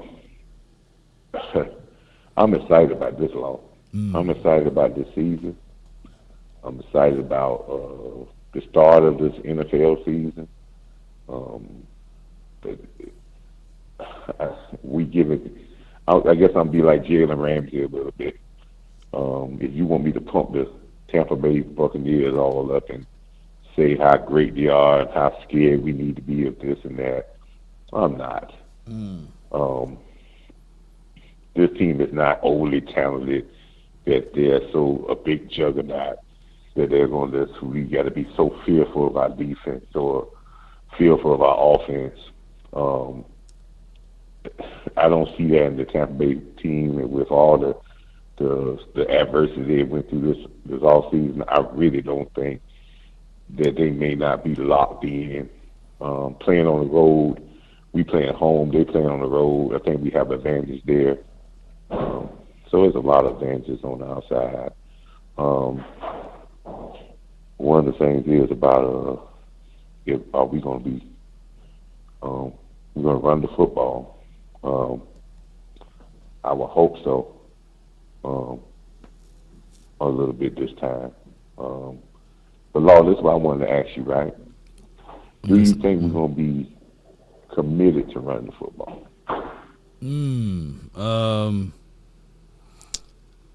The commitment to run the ball, I think that more so come with the identity of the team. And like I said to the previous caller, if the opposition is dropping 6, right, Tom Brady been playing long enough to still utilize his underneath guys to act as if though they are running the ball, but with passing. And that's why they failed last year. That's why they failed. Because we threw the ball and then there's a whole nother storyline there. So I don't think that this team would be just all gun-ho and dedicated to running the ball. But if they come out and say, okay, we got Tyler Smith, and the most comfortable aspect to his game is run blocking, and Connor McGovern, his most comfortable aspect of the game is run blocking, then they should at least attempt to run the ball more than what they did last season. Okay, yeah, and they should attempt to run the ball. And I give you this, and I just wanted to. This is a big key to me, and we have been talking about it all season. And I think a lot of people think I was like, we just need to be pound and ground, but there's a difference between committed and being committed to run the football and being a run first team. When you're committed to something, you're going to make sure that you try every area to make it work, not to give up on it. You're committed to it, so you're not just going to give up on it with adversity. I love this. I like this offense, but I think we're looking at the run game as, well, yes, we have Tyler Smith, and we want to use the offensive line, the young offensive line, which is true. But our best offensive guys are our running backs. So if we take them out the equation, then we're taking the best players on this team that are productive. One scored 10 touchdowns, one scored 3. If you put their touchdowns together, they're probably better than the receiver touchdowns. Right? So there is a good reason for running the ball when you have running backs like Tony Pollard and Ezekiel Elliott. So, again, but I asked our question about being committed, because I think the Cowboy fans, I think they want us to run the ball, but they want us to run the ball at a 4 or 5 yard pop. When I asked if we were committed, when we run the ball and we get 2 yards, or we have 2 or 3 carries, it's a 1 yard game. Are we still going to be committed to running the football, or are we going to say, oh, we can't run the football, let's go away from it? Because I asked this question, Law, when we throw an incomplete pass, when we throw an interception, do we stop throwing the football? No, we continue to do that. So that means you're committed to doing it regardless if you have some failure. But the running game has to be in the same light, because it does give you a sense of somewhat balance, and it gives you a sense of wearing the team down.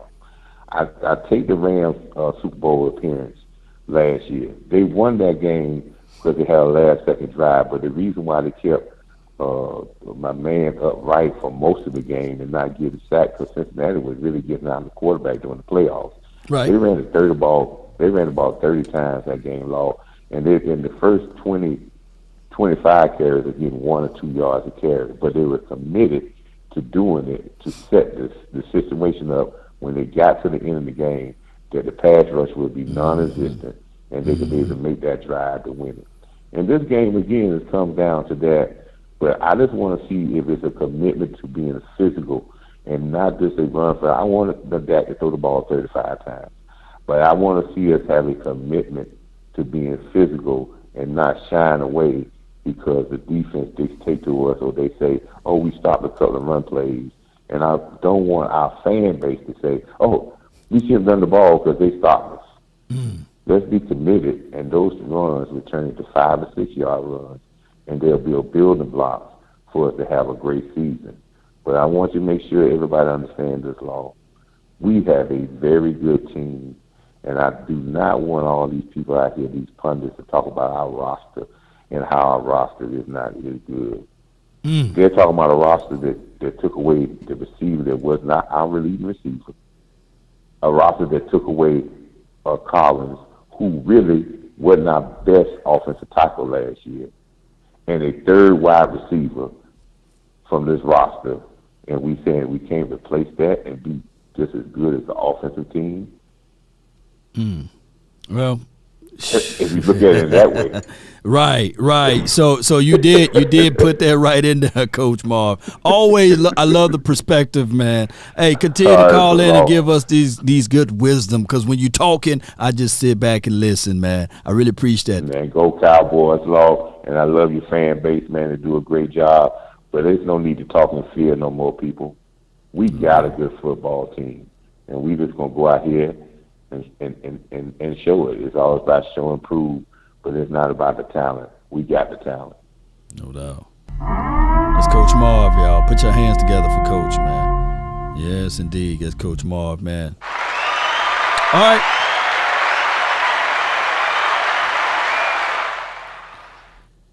All right, so we got some people in here. I appreciate everybody. Let's go with.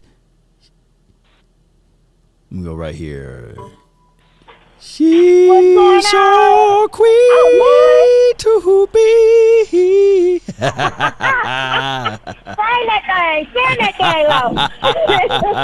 Yes, indeed. I think you call in just so I can hit that note, man. Y'all better watch out. What's good with you? Y'all be crooning. Y'all be crooning, y'all.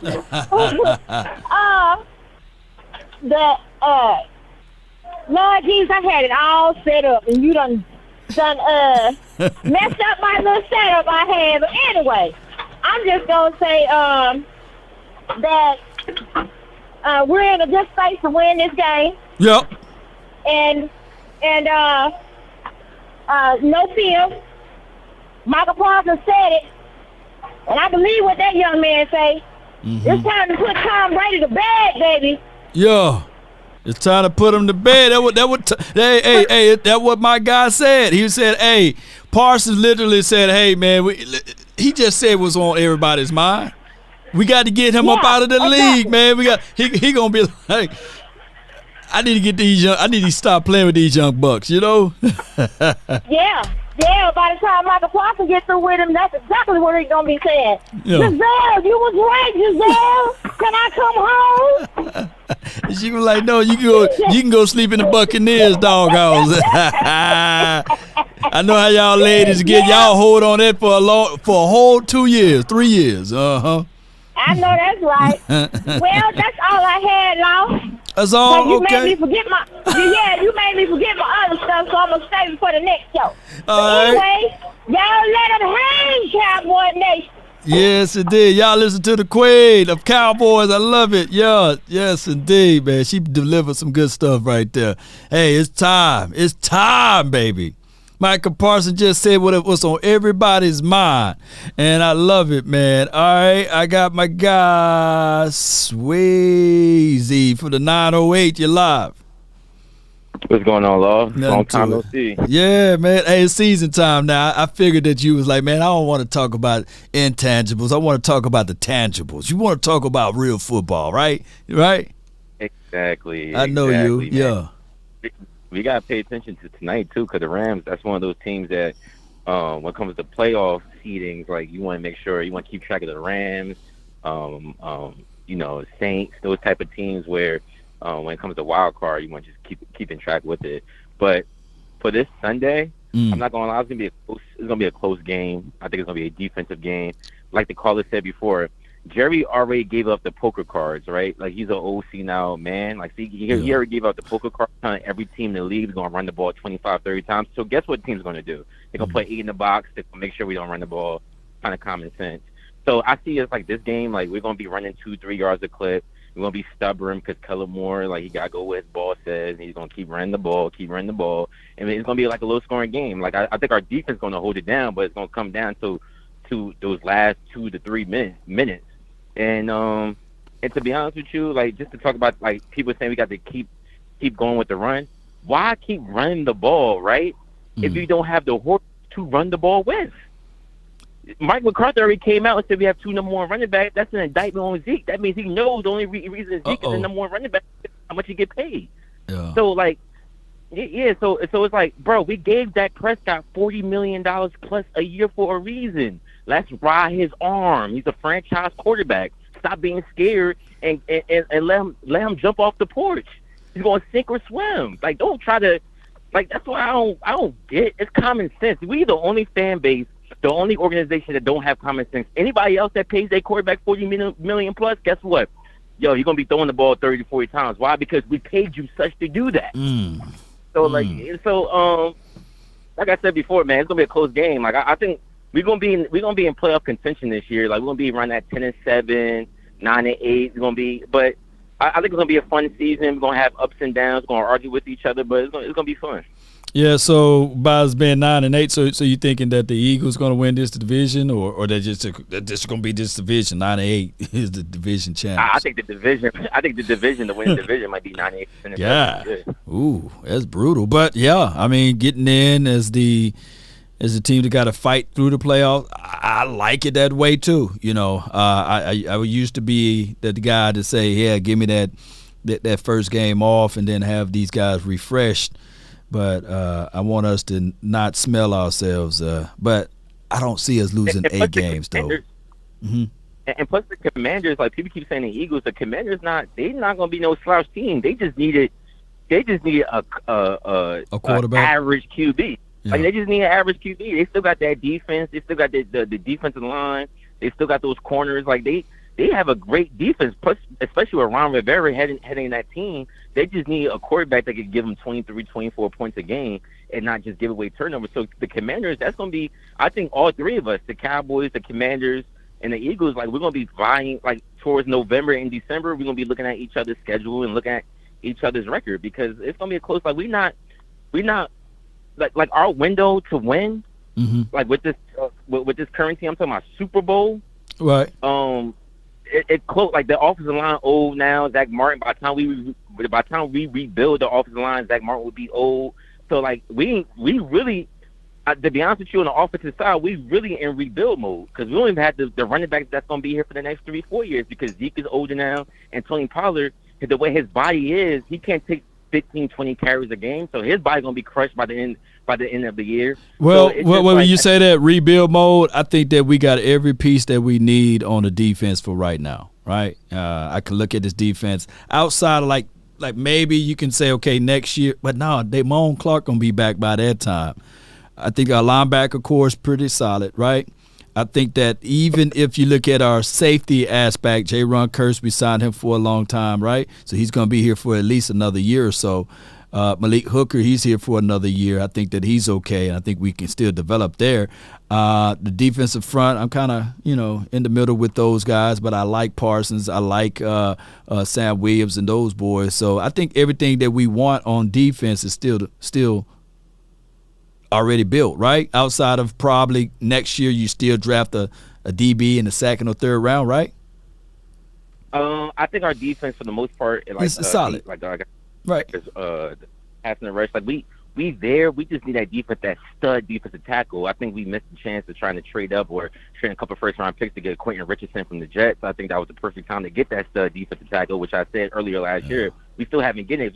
If you don't stop the run up the middle, it doesn't matter what your defense is. As soon like they're gonna get exposed, just like we was exposed with the 49ers when they kept running those jet sweeps and they was running the ball on us and we couldn't stop it because it was out physical than us. Like that's a situation where you can have all the stars there, but if you don't have those intangibles, if you don't have those tangibles in that middle of that defense, it doesn't really matter like what you have. It's kind of like when we used to build the offense with Tony Romo. We'll have a whole bunch of these receivers. We have 3 wide receivers, the tight end, we have the running back, but we have no offensive line. Right. And now like it's going, we can't do anything because they put, you know what I'm saying? Like they put in.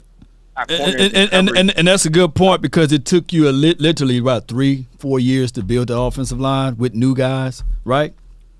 If you're going through the draft, because they refused to do it trade or free agency. So they went through the draft way, which is the longer way, right?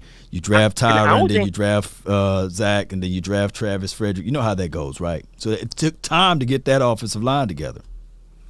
Yeah, and I don't even think people keep saying he refused to do with free agency and trades. I don't think he refuses. I think Stephen Jones thinks he's incapable of making those type of trades because every trade that Stephen Jones tried to make, he's been fleeced. Like when he tried to make Stephen Jones was part of the trade with the Roy Williams trade when we won the wide receiver, he's been fleeced. Amari Cooper, that was a fleece trade because we only had him for a couple of years instead of having him as a franchise wide receiver where we could have got someone else in that first round around that year. So. I just think that, and that I think that's the marketing strat. Like that's the thing they like to say to the media. Oh, we don't like to use free agency and trades. And I don't think they like to use it. I think they just afraid to get fleeced again because they've been fleeced all throughout their career as managers. It's a double-edged sword with trading and doing that because you got to do your homework. And you just can't roll off the bed drinking your Johnny Walker Blue and say, okay, yeah, I'm going to make these trades. You see, the guy down there in Philly, the reason why he make those trades because he know for sure he got the budget, he got the willpower, and on top of that, his back is against the wall. Whereas when we make those type of things, there's really nobody's back against the wall that they say that they got to make these trades in order for X, Y, and Z. If not, I get fired, right? So there's just two different worlds. I think that Stephen Jones, he does a good job of allowing what's the guy, Will McClay, to do his homework to develop guys, to find guys, but then he do a horrible job in Willing and Dillon. So it's a twofold situation. I feel what you're saying. can I ask this one question? And like, I need you to be completely honest, right? Uh-huh. All right, you see our offensive line, right? It's the offensive line is the worst it's ever been in the past since we started drafting in 2011 with Tyron Smith. It's one of the worst offensive lines we had in a minute, right? We have a guy that played left guard all throughout college, and we put him in left tackle in the NFL, by the way, as a rookie, thinking, I don't really get it. And then we about to put a 40-year-old, not this week, but next week at left guard, right? And then we have a person, Ezekiel Elliott, where his wheels just ran dry, right? And we have a Tony Pollard he's a great gadget, and he's a great gadget running back, but in terms of running between the lines, he doesn't have the body to do it. Plus, would this be his third or fourth year? That's around the time running backs start drifting off in terms of skill level because they've been taking too many hits. Do you think it is wise to run the ball with the current weapons and horses that we have 30 to 35 times instead of riding Dak Prescott's arm and mental game and seeing at his 7th year, can he be Superman for us for at least 8 to 10 weeks? That's the question. Swayze, I'm gonna answer this one off the phone, but I appreciate you, man. Thank you so much for calling in, fam. Appreciate you, bro. Thank you so much. Swayze. All right. So it would be a whole show within a show. Okay. Tyler Smith was drafted to be a left tackle, right? But we all know that left tackles is one of the hardest positions to learn in the National Football League. So it should take time, right?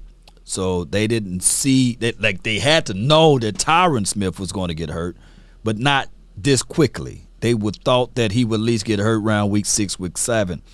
News and storylines that they've been talking to Jason Peters before Tyron Smith went down.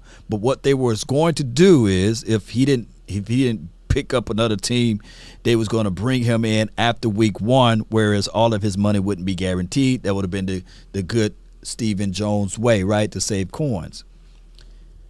Fast forwarding, everything happened a whole lot faster than expected, right? So if the Cowboys wanted to get back to running the ball, I think that this offensive line, believe it or not, is still the same offensive line from last year, meaning that Cowboy Nation, if you look at it, yes, the only 2 pieces that we're missing off of this offensive line from last year is Connor Williams.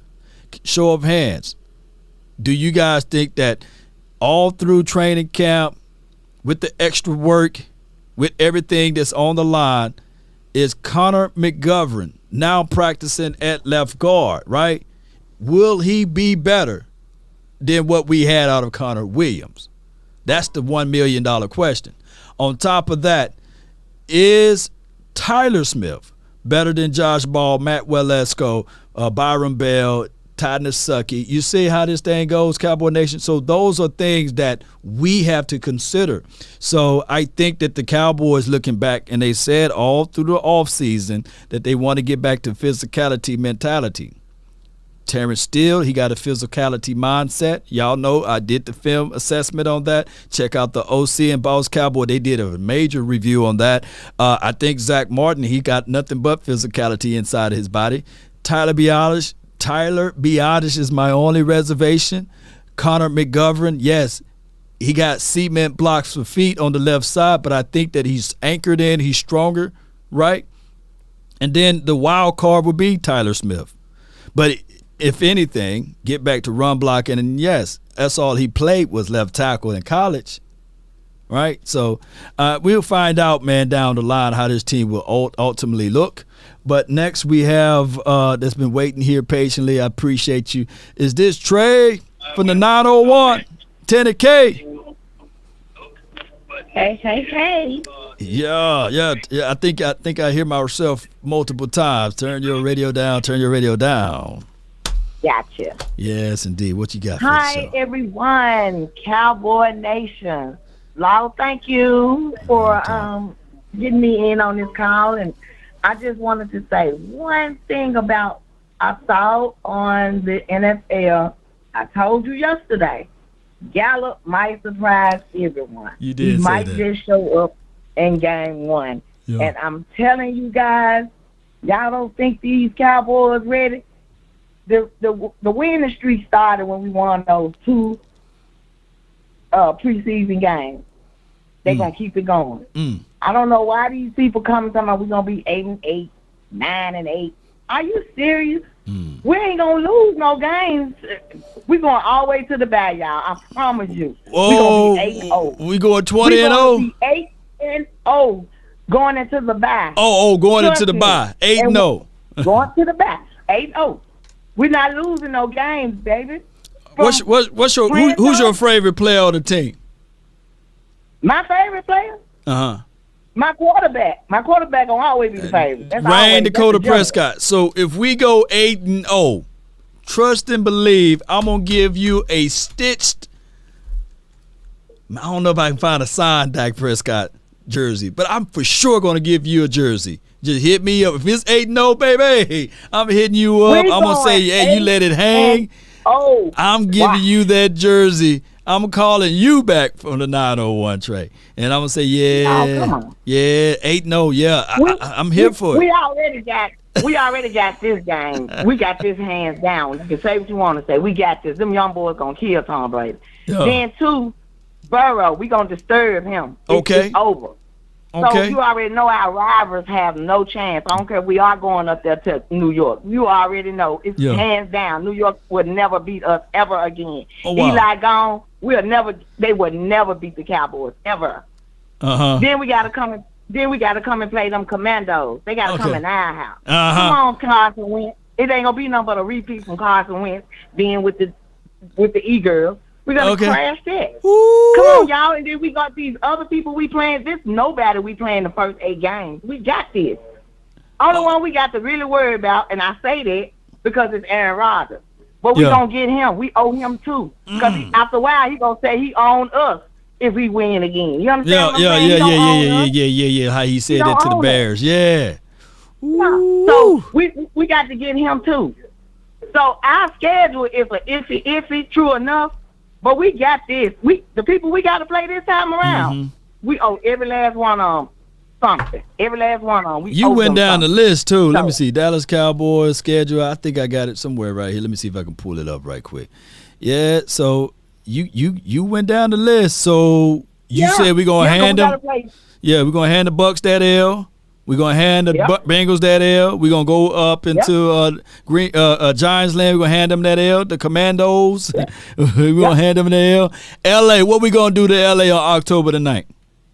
See, you got this guy on that side, the Rams. Right, you know who I'm talking about. Yeah. You know, he think he's the one, his little Super Bowl ring, too. Oh, baby, we got to set him up, too. Mr. Donald, we got to get him too. So, they ain't got OBJ no more. They don't have old boy no more. He gone. Right. To be with the Bills. So we got this. Yeah. Parsons is on a mission. Parsons is sick of people talking about him being a rookie and this, and he was #1 last year. So you know what? You owned to something. You owned to something because Bucs, Bengals, and LA, those are our 3 toughest games, right? So if we if we can just skate by these 3 right here, I mean it should be a walk in the park. For the Giants and the Washington, and I know the Eagles, they're going to say, no, long wait till October the 16th. It should be okay. Yeah. I see. These folks praying about one person on the Philadelphia team, one person who came from another team, and now they on there with the E-Girls. And y'all thinking this one person is just going to destroy everybody in the NFC East. Really? Really? Come on, y'all. Y'all need to stop y'all madness. Did y'all see the people that stayed with us that got hired? These people beat the brakes off the Chargers and everybody just out there by themselves. They didn't have the general out there. They didn't have Zeke and Pollard. None of us was out there. CD Lamb. These boys was somebody who was trying to get a job. Y'all saw how they played.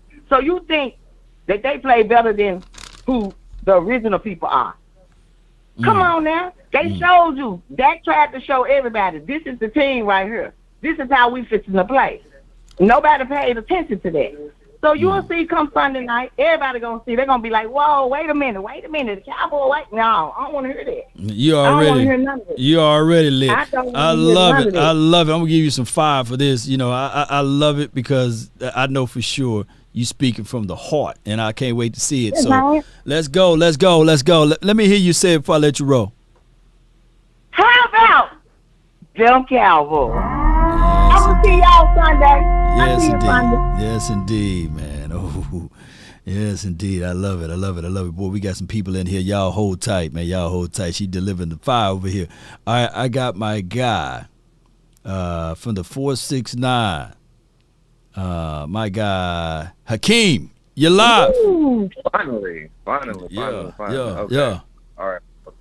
I see Gallup is practicing today. They say he didn't pass today. Yeah. And yesterday I told you, I was like, okay, the Cowboys will probably lose 27-17. Yep. Something like that. Now, if Gallup plays, if Michael Gallup plays, I say they can win 28-24. That's my prediction. If he plays the whole entire game, he has to play the whole entire game. He must. He must. Now, the second thing. Now, I'm ready today, Law. Now, all right. You said who's going to put up the 7 points. Okay. Or look at the Buccaneers roster. Julio Jones, okay. Mike Evans, Rashard Perryman, Russell Gage, Scotty Miller. These guys are pretty good, Law. They're not just pretty good. A lot of them are no one to sneeze great. at. Yeah, no one to sneeze at. Yeah. Now our defense, yes, our front seven is up there. It's amongst the best in the NFL. I will say that right here, right now. But our secondary, I still have questions on it. You're asking Anthony Brown to cover Julio Jones. You're asking Jordan Lewis.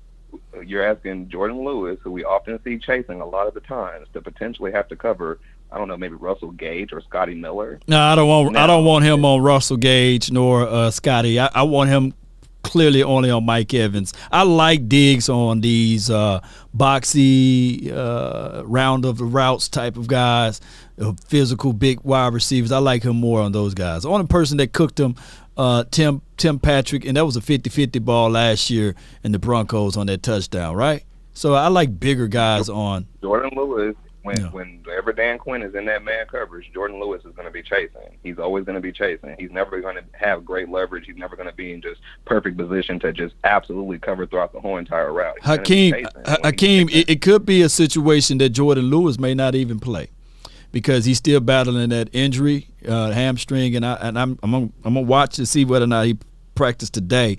But it could be this right here. This could be the scenario that they kick Anthony Brown inside and play that nickel role, or they could put Deion Bland as that nickel. Yeah, we're gonna have to see Deion Bland or Kelvin Joseph, somebody, or Nashawn Wright, somebody. Kelvin not practicing either because of the concussion. Okay. So we're gonna have to roll with Deion Bland, and it looks like Nashawn Wright, right? So if they try to kick Anthony Brown on the inside, I don't think that's gonna be great either.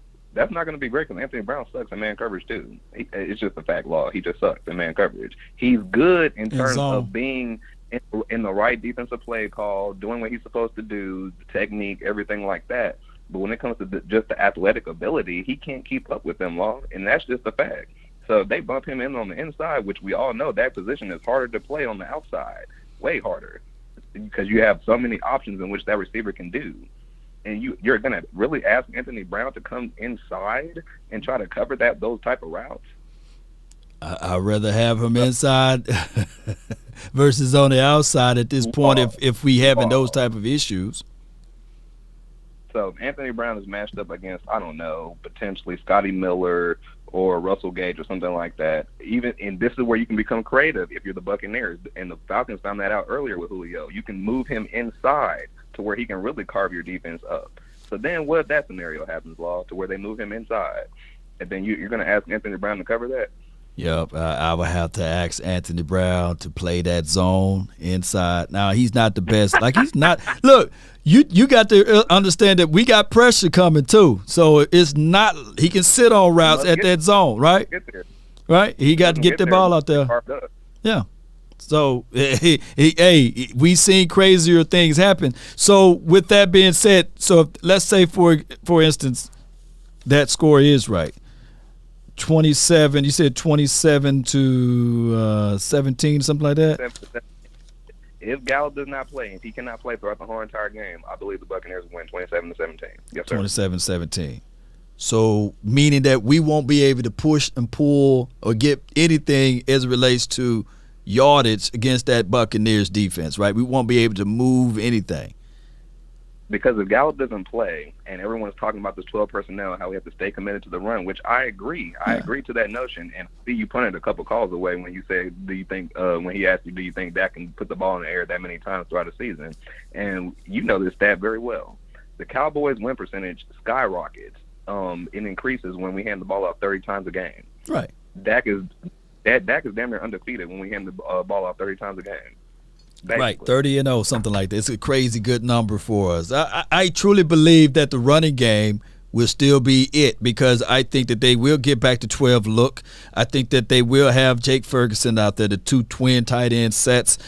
They will put that on the left side of the field. They'll tell the young Tyler Smith, you see body, run through body, and they'll put the ball in the belly of Ezekiel Elliott. They do some end arounds with Tony Pollard. They do some end arounds, some sneak plays with your guy, what's this guy's name? Cavante Turpin. Yeah, so they would do those things.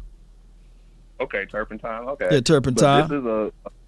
This is a 3-4 defense, and when you're in that nickel 3-4, your defense can truly be, how can I put it, just optimized in terms of the whole entire field from sideline to sideline, especially when you're in that nickel look or a different type of nickel blitz looks. You're talking about the Bucks, right? You're talking about the Bucks, right? Yeah, in their 3-4. Yeah. So they're going to stop those little end-around cute plays that Kellen Moore likes to dial up, and that kind of gets on my nerves when he gets into that little motion of play calling, when he tries to get little like cute here and there, doing all those end-arounds and trick plays and all that type of stuff. We're going to have to really move the football. We're going to have to really move the ball. Like, that 12 personnel must work, and this will bring me to my next point, and you know this very well. You've been inside locker rooms. So coaches, they end up having different priorities week to week. Mm-hmm. Special teams, defense, offense. It could be offense, defense, special teams.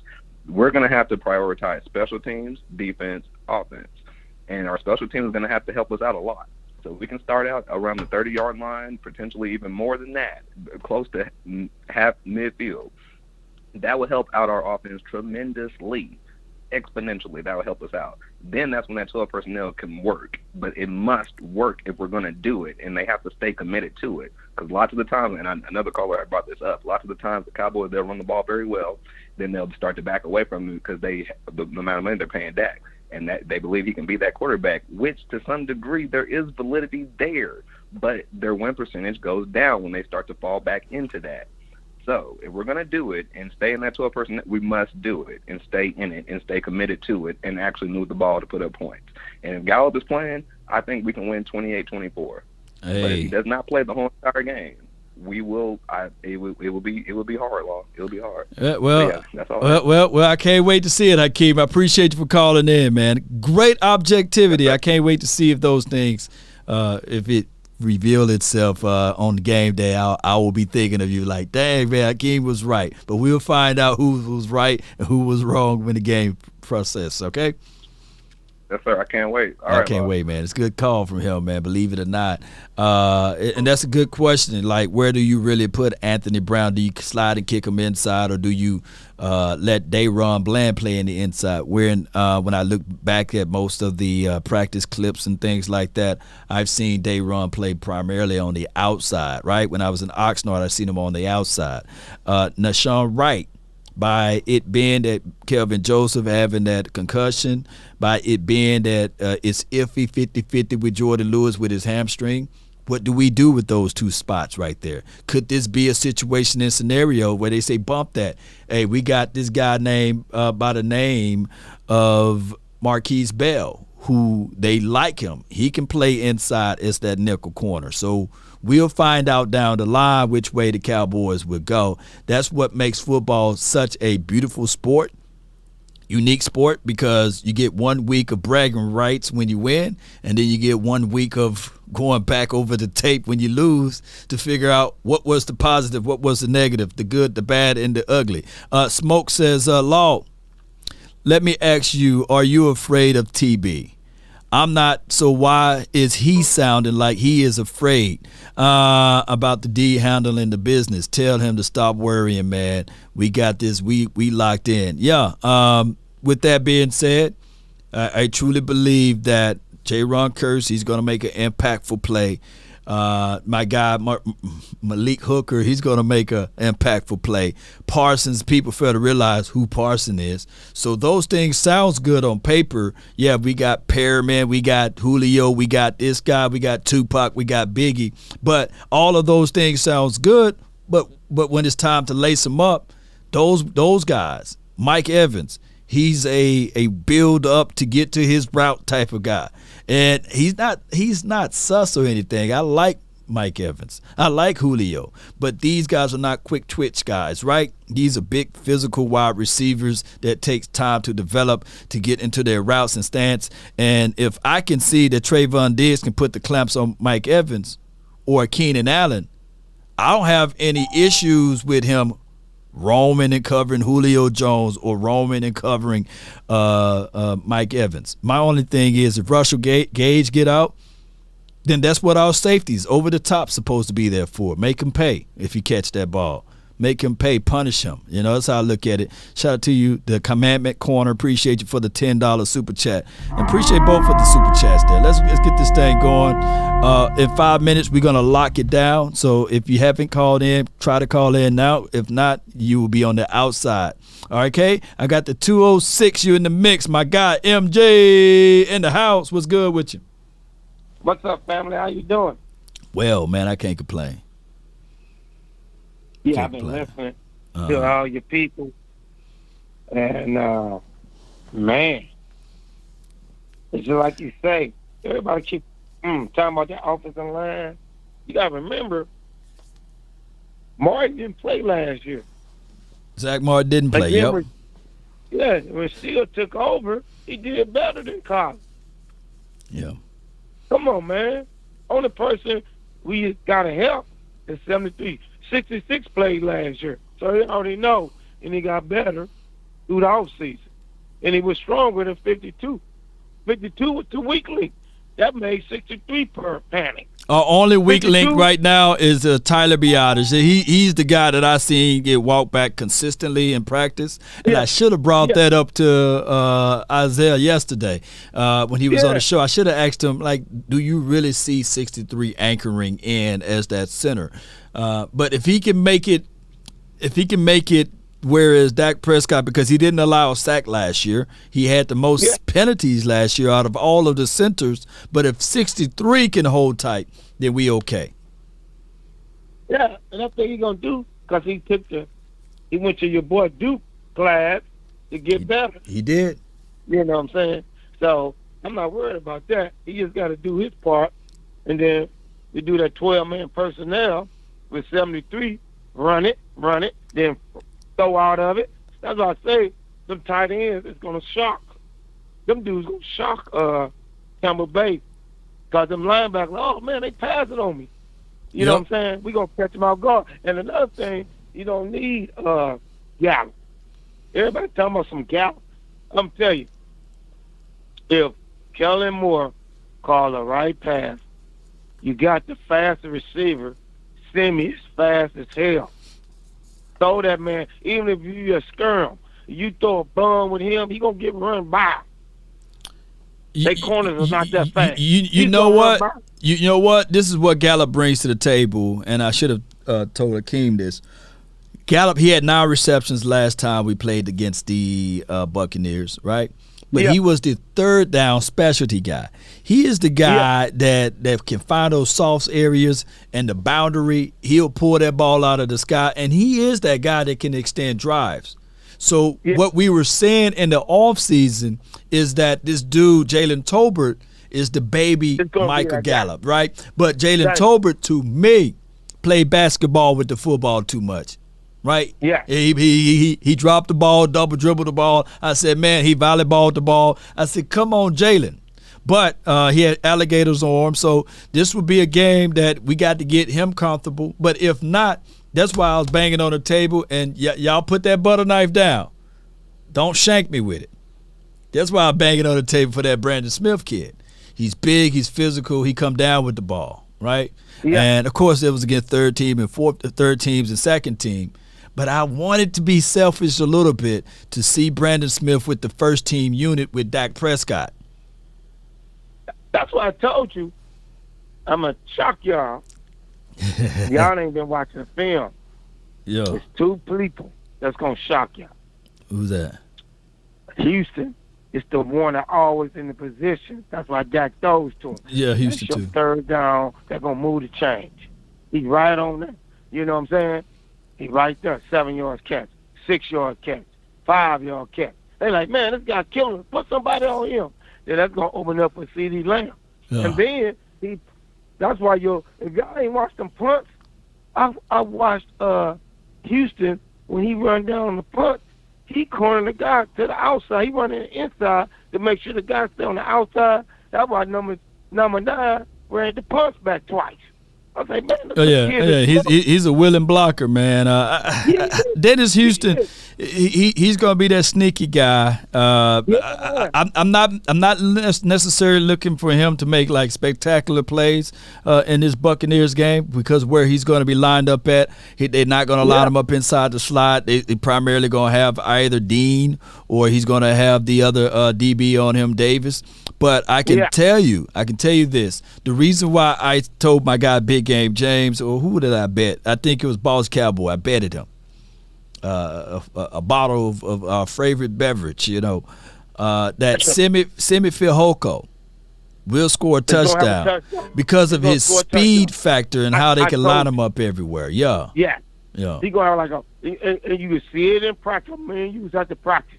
He was getting 50-yard passes, 40. He's going to get one on them. I'm telling you right now. Yeah. And I'm finna shock y'all because everybody like to hate. Kevin Joseph is good on special teams, and he's good in the slot, too, with that speed. No doubt. The only thing is with Kelvin Joseph is the fact that he got that concussion and he have not been practicing. I do not want to put a guy out there. He been practicing though. He practiced today. He was limited in practice. We had concussion. He still had that little thing. Let me pull up and make sure my notes was straight. Yeah. He practiced. Yeah. Okay. They say looking good. He looking good. Well, all right. I'm gonna double check, man. I'm gonna double check, MJ. Man. I'm gonna double check. But me and you long said it to everybody on here. I don't think it's gonna be close. I think they're gonna get there because he's gonna try to do that. I know Tom Brady 1, 2, 3. Like me and you said, because he know that rush is coming. He ain't got no rush in the middle. He's gonna get his butt rocked. And no doubt. It's up to our offensive line coach and Kellen Moore. If they call the right game, it's a blowout. No doubt. If they call a stupid game, then you can say we're going to the wire again. No doubt. We should win the game. Remember, I put you the score. I said 34-13, did it? Yeah, I wrote it down. And I said we're going to start 6-0. That lady on point. Shoot, she said 8-0. I know. She thinking like that. Because and this ain't no thing. That defense is going to be a beast. They're not running on it. So he got to pass. He wants to pass like 40 times. That gives a chance to get 3 to 7 sacks. No doubt, man. I got to let you go, MJ. I'm going to cut these calls short, man, because I got to roll, man. Right, but I appreciate you, fam. Everybody do the like for my boy Law. And how about them Cowboys? Let's go. No doubt, One man. game at a time. One game at a time, baby. Let's go with it. Appreciate it. All right, I had my guy VIP. He was next, but he bounced. Well, I'm going to let everybody get in, and I'm going to shut it down. Okay, all right. So with that being said, I got my guys, man. They've been waiting here. Let me see. This is 301. You live? 301, you live? You live, 301? Talk to me. What's up, Law? Nothing to it. Man, bro. I'm pumped for this game, bro. We gonna beat the Bucs ass. I promise you that. The Bucs O-line is weak. Mm-hmm. We gonna put Tom Brady on his ass. Yeah. If Tom Brady think he gonna be playing against the same defense as he did last year, he's in for a rude awakening. What is Tom Brady gonna do with Sam Williams, Micah Parsons, Neville Gallup, also Diggy Zua, and Dante Fowler coming after him? I mean, bro, he gonna have to get those hot. Man in the dirt, bro. That's what old boy said. He was saying, like, hey, it's time to put this man out. Time to put him out. It's time to make sure that he get out of the league. We're going to have to put something on him. Now, exactly. Now, the thing is, Tom Brady is the GOAT. And he trust me, he going to use this as firepower. So it's just what it is. Yeah, Tom Brady, he gonna regret coming out of retirement, bro. Like he really got me beside myself coming out of retirement. Yeah. Bro, like we should be pissed off, bro. Like I'm really ready. I'm really ready to beat his ass, yo. Yeah, we're gonna beat him so bad they can put Blaine in there, man. That's what I want, man. Put Blaine Gabbert in because we want to make sure that Tom Brady, that dot on his chin, we want to make sure we hit him right in that part right there. So that's what we want, man. Exactly. And Dak Prescott, bro. Dak Prescott gonna torch that Bucs secondary. That Bucs secondary is trash. Yeah, Dean and Davis. Yeah, they got a good interior. They got a good interior, but they secondary. Yeah. Yeah, the Bucs can be beat, bro. Like, look who they lost to. They got swept by the Saints with two bum-ass backup quarterbacks and Taysom Hill and Trevor Siemian. And they lost to the Commanders. No doubt, man. Heineke, man. No doubt, man. Appreciate you for calling in, fam. Let me hear you say, how about them Cowboys before I let you roll? How about them Cowboys? You know what it is, Slim. Let's get it, bro. Let's get it, man. Appreciate him, man. All right, so here it is right here. I'm awake. Are you? I'm not wishing injuries on him at all, but this is football. We're going to deliver the pain. That's how we talked when we played football. I don't know about you, but we here to deliver the pain. And when my guy Parsons is talking about that, I don't think that Parsons is literally saying that he's going to do something illegal to get Brady out of the game, but he's talking about pretty much delivering to hits, put him on his you-know-what, and that's what I'm thinking that he's saying. I don't think that he's going to do something as egregious as, illegally doing something to good old Tom Brady. I don't think that that's the case nor the scenario. Let me know if y'all feeling that way, that Parsons is some type of grimy dude, that would do something like that. I don't think that he will, It's just my opinion on that. I could be 1,000% wrong, but I don't think that he's really saying that he's going to try to twist his ankle or something like that. I don't think that he's saying it in that factor. I think that he's saying that, hey, I gotta make this dude think twice for playing again in the National Football League. That's where I'm thinking that Parsons is coming from. I don't think that he's that grimish type of dude or like what? Who was it? Couple years ago, was it Sue? The conference has been locked. It was a Sue that were trying to hurt people or what have you. But I don't think it's that type of thing. Eric, man, you live. Whoa, yo, what's going on, Laws? Eric, man, I called yesterday, man, from Baltimore, Maryland. Baltimore, man. What's good, man? Talk to me, Eric. Yeah, you forgot to get my score, man. It's 31-17, Cowboys. We're going to do the dang thing. All right, let me put it down in the book of law, man. Let me see. Put a spot for you. 31. I'll put you right here. Just in case if that number hit, man. But talk to me. What you got? Talk to me, Eric. Eric. You all right? Eric. Whoa. Oh, man. And I'm going through the store right now. I'm working and talking at the same time. I was about to say, man, I thought you done got you, man. The Illuminati.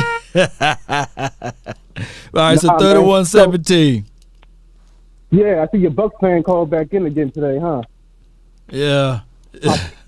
All game. Listen to me. I'm gonna be yelling at Hakeem all game. He's like, Hakeem, I told you. You want to talk all that bullcrap about Cowboys not ready for this and not ready for that? You can, man. Look, we're not scared of nobody. This is an attitude adjustment for the nation.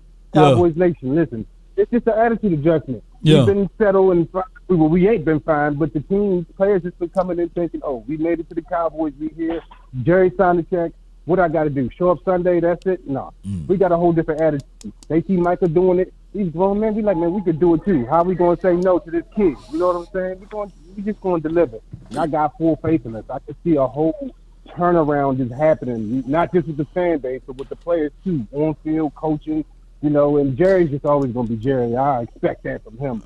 But player-wise, and another thing, so I heard Gallup is practicing and all that. That's cool, but I still think that you should definitely take our time with him. You know what I'm saying? He's a diamond in the rough. I'm really trying to tell people, you got to pay attention to that. Give our young boys a chance. See what they're going to do, come out swinging. You know what I'm saying? Bring Gallup out 2-3 weeks after he helps. You know what I'm saying? No doubt, man. Appreciate you, Eric, man. Thank you so much, man. Thank you. That's Eric, man. Hey, here's the truth with this, man. Last time we had somebody to talk noise was D-Law, right? The team rallied behind him, played unbelievable. And then he kind of like, nah, I ain't going to talk no more. His father, his mom, people tell him not to talk noise anymore. We need somebody to talk some noise, man. We do, man. This team for a long time don't have people to talk noise. Let me just give a shout out to the other guy who made the donation, man. I see that you guys going in on this donation. What I'm going to do is, if you're in the Dallas area for the next game, for the Cincinnati Bengals game, I got a guy by the name of OT. He's actually donating a game day ticket over, and we're just going to do it to those who give back to the nation. So regardless of whether or not you donated $1, $20, $1,000, your name will be entered in, right? And when your name is entered in, you get a chance and an opportunity to go to the game, and that's on all of my platforms. That's also the stars. If you give stars, whether you give 1 star, 2 star, however the star system work, your name is entered in, and I'm gonna do the drawing on Wednesday of next week. And for those who name get drawn, just let me know as soon as possible whether or not you can come to the game. And what we're going to do is we're going to give you an opportunity to go to the game, free ticket, not going to be waiting a nosebleed. And with that being said, also, we give you some of the proceeds that people donated so that you can have some walk-around cash. And I think that would be the best way. Let me know if you guys think of any other way of people winning these tickets. Let me know. And I'm all open to it. Shout out to the guy who donated the $19. I don't see your super chat anymore, but I seen it earlier. But shout out to you, man. And shout out to Jay Versick. Dak was limited today with an ankle injury, but they say it's no concern. Pure John Machota. Appreciate you for that update, man. Appreciate you, man. All right, I'm gonna take some deeds into that, man, and we're gonna see what's going on with Dak Prescott ankle. All right, so 214, you live. We're gonna get everybody on and off this phone. What's good, man? You live? What's going on, Law? Can you hear me? Yes, I can hear you, man. Talk to me, man. Law, what's up? This is KT, man, from Dallas, man. Hung out with you down in Oxnard, man. KT, man, what's good, man? Not too much, brother. Hey, I got to just hit you with this, Law. The most important person on this Cowboys team this year is Boy Wonder, that Thundercat, Kellen Moore. Mm-hmm. And we didn't talk about, him committing to running to the football. That's one thing.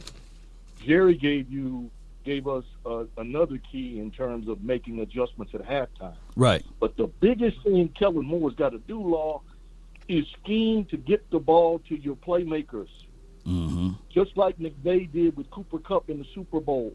We have got to get the ball in situations in space to CeeDee Lamb. We got to get the ball in space to our playmakers, Tony Pollard. We can't let the defense take those guys away from us. Kellen Moore has to move those guys around and scheme to get them the football.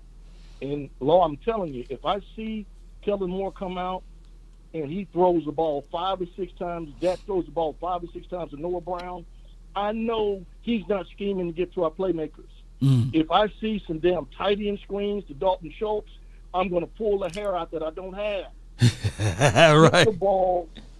Get the ball to your playmakers. Yeah. So if we can see, Kellen Moore has got to make a jump this year, not only on committing to running the football and making adjustments at halftime, but he can't just run Jason Garrett's offense that says take what the offense gives you. The hell with that, Law. Get the ball to your playmakers, the ones that we do have on the team, and get it to them in space. And then when he does that, then it opens us up to take some deep shots. But if we're throwing the ball to our 3rd and 4th and 5 receivers, 5th receivers, it's just going to be crazy, Law. That's no all doubt. I Hey. appreciate you, brother. You're doing a great job. Hey, before you run, KT, I'm gonna shoot you a text message. I read your text message earlier. You was right on the money with the whole offensive line thing. But I'm gonna shoot you a text. If you're not doing anything Saturday, I mean, we can go do that thing at the at Texas Toyota Live. It's a Toyota Music Factory. You know where that's at? That's a bet, Law. I got you, brother. Yeah, I'm gonna shoot you the coordinates, man. We got an event there, and then we got an event at Lowe's too. So if you're not doing anything, man, just come on, hang out, man. We're gonna have Drew Pearson and Isaiah Stanback out there at Lowe's. So, Law, you the man. You the best guy doing this YouTube stuff, man. Hey, everybody hit those likes. Law Nation in the house. How about them Cowboys, Law? Let's get it, man. Let's get it, man. KT, man. All right, Mr. 316, man, I appreciate you for the $19.99 for your mind, man. Your name will be entered into the drawing. I hope you in the Texas area. And Charlie J, man, appreciate you. Dallas will win 27-24, but the defense will be the cornerstone this year. I believe, man. I don't like defense at all. I love defense, by the way. My God, the movie star, man, you live from the 316. You're in the mix. Law, what's going on? Man, all is well. I can't complain. Yes, sir. Love to the nation. That was me with the both $19.99 donation. Oh, that was you, man. Appreciate you, man. Sure, I'll be able to go grab me some. I'll play with you, man. What's good with you? Yo, and if I win, you know, I'm in Kansas, so if I win, you know, love to whoever's in Dallas and get the ticket. Okay, so if you win, so what I'm going to have to do is I'm going to say, hey, dog, let me know immediately because we're going to do the drawing Wednesday. I'm telling you now. I'm telling you now. Give it away to somebody in Texas. Okay, I will. I give it away. Yeah, I won't be to a game until October. But okay. Anyway, my thing is, if Gallup plays, and the famous words of Bernie Mac, it's going to be trouble. And I'm solidifying my score of 44-17. I got you right here, 44-17. Sure do. Yep. And the reason why I say that, you know who we haven't heard from? Who we haven't heard from, man? Kellen Moore. We haven't, yeah. So what that leads me to believe is Kellen been studying. Kellen probably got something in the mix. He probably heard everything that everybody done said about him. Mm-hmm. And now he's going to put it into motion. That's what I believe. I believe we're going to see a whole new offense.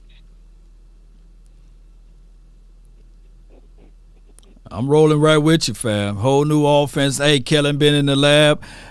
This is going into his fourth year. You played the game. You know how it is. You know, you start becoming a legend of it when you played in it for a long time. I think the same could be said if you're coaching. Exactly. I do believe my man is studious, like you said. Kellen, everything that he was doing, he was young. Yep. Okay, so he was getting exposed. Now he know what it is, especially if you want a head coaching job. He gonna have to show that wonder boy. No doubt, man. I appreciate you, my dog. Appreciate you, man. Let people know what you've been doing again, man. You never know who's listening. Oh man, we about to start filming Joint Custody. Surety and PPP loan is still running strong. I sent you a inbox. On which platform? On Instagram. On Instagram. Instagram. Oh yeah. I seen it. You took a picture with the lady. Yeah, with Hope Flood. Yeah. And I was decked out in my Cowboy jersey and my CD Lamb with my Cowboy Jordan. Yeah, that was dope, man. So yeah, I'm gonna make sure I'm gonna follow up with all of that, man. I appreciate you, fam, so much, man. All right. How about them Cowboys? Let them automatic, man. I already knew. I ain't had to ask him. All right, so here's the groove. I need instant feedback, man, because I want these shows to go smoothly. Do you guys like the 2-minute? Like, should I start off with the 2-minute? Like I used to have a rule where the first caller, I give them unlimited time, right? And then I kick off the 2-minute. I think that during the season, because I get like 30, 40 people waiting to get on. So to be fair, regardless, I know people. I love y'all, man. So do y'all like the 2-minute? I think that's a good time. 2-minute drill, right? And let me read what they said about this. It says Dak Prescott was limited in practice today. It was no concern. He's good to go. I promise you I'm great. That's Dak Prescott word. Dak Prescott said that it was just something that happened because of his shoe he was wearing during practice. He expected to be full to go in practice tomorrow. So a full participant in practice tomorrow. So if I was a guy that want to get a quick view count right here, I'll do some of this right here. Devastating news right here. This is what I was. Breaking news out of Frisco. The Cowboys, Dak Prescott was hurt today in practice, and it appears that his ankle, maybe it's the same ankle problems that he had 2 years ago that's manifesting itself into the moment now. We will have more news about this information, but for right now, the Cowboys are indeed a terrible situation because of Dak Prescott ankle is badly injured. So you guys would like that type of content. If Law do that, I don't think you guys would love that type of content. But I would tell you guys that we will find out more down the line whether or not it's a real injury, and whether or not Dak Prescott lying to kick it, right, and saying that his shoe is the problem. Look, man, like people say all the time, man, he's a $40 million quarterback, man. Go buy the proper shoes to run around and play and practice in, okay? I got my guy, Point Dexter, man, from the 409. What's on your mind? What's up, man? You ain't got nothing but celebrities calling today, man. You got nothing but celebrities, man. I feel kind of, like, man, come on. Yeah. But I just wanted to add a couple of things. The Kellen Moore thing. Yeah. If I see Tony Pollard and Zeke on the field at the same time, I'm going to be like, yeah, Kellen is going into his bag. He's trying something different. He's trying something new. But that's yet to be seen. We talked a lot about cornerbacks, but we haven't really talked about safeties, man. I think safeties is going to be a key to the game, along with the special teams. Now, the defense is the strength of this team. We talk a lot about what's happening on offense, but the defense will be they will be the strength of this team. And there's a way to play offense, towards your defense. Nate Newton said once about running the ball, and he got into it with Jesse Holley, and Jesse Holley was like, well, if you're not getting 4 and 5 yards a pop, your running game is not effective. But when you have a good defense, running the ball is effective because you stand away from negative plays. When you stay away from negative plays, you help your defense as far as field position, and you let your defense set you up. We have a ball-hogging defense. We got a great defensive line. We got linebackers running. And the thing that Parsons said, football is about hurting the opponent. It's not about injuring the opponent. It's about hurting. It's about bringing that pain. And that's what I think he means. We're going to bring the pain. That's one thing with a hard-hitting football team. We're not out there trying to injure people. We out there trying to hurt people. We want them to feel us every time they touch the ball. We want running backs to start tipping. We want wide receivers to have swivels on their head. You know what I mean? We want that type of defense. That's what we talking about. That's what Parsons is talking about. We talking about bringing the pain, baby. I know I got 2 minutes, so I'm gonna say it right now. How about them Cowboys? How about them, man? I appreciate you, Point Dexter, man. Let's go, man. Let's go.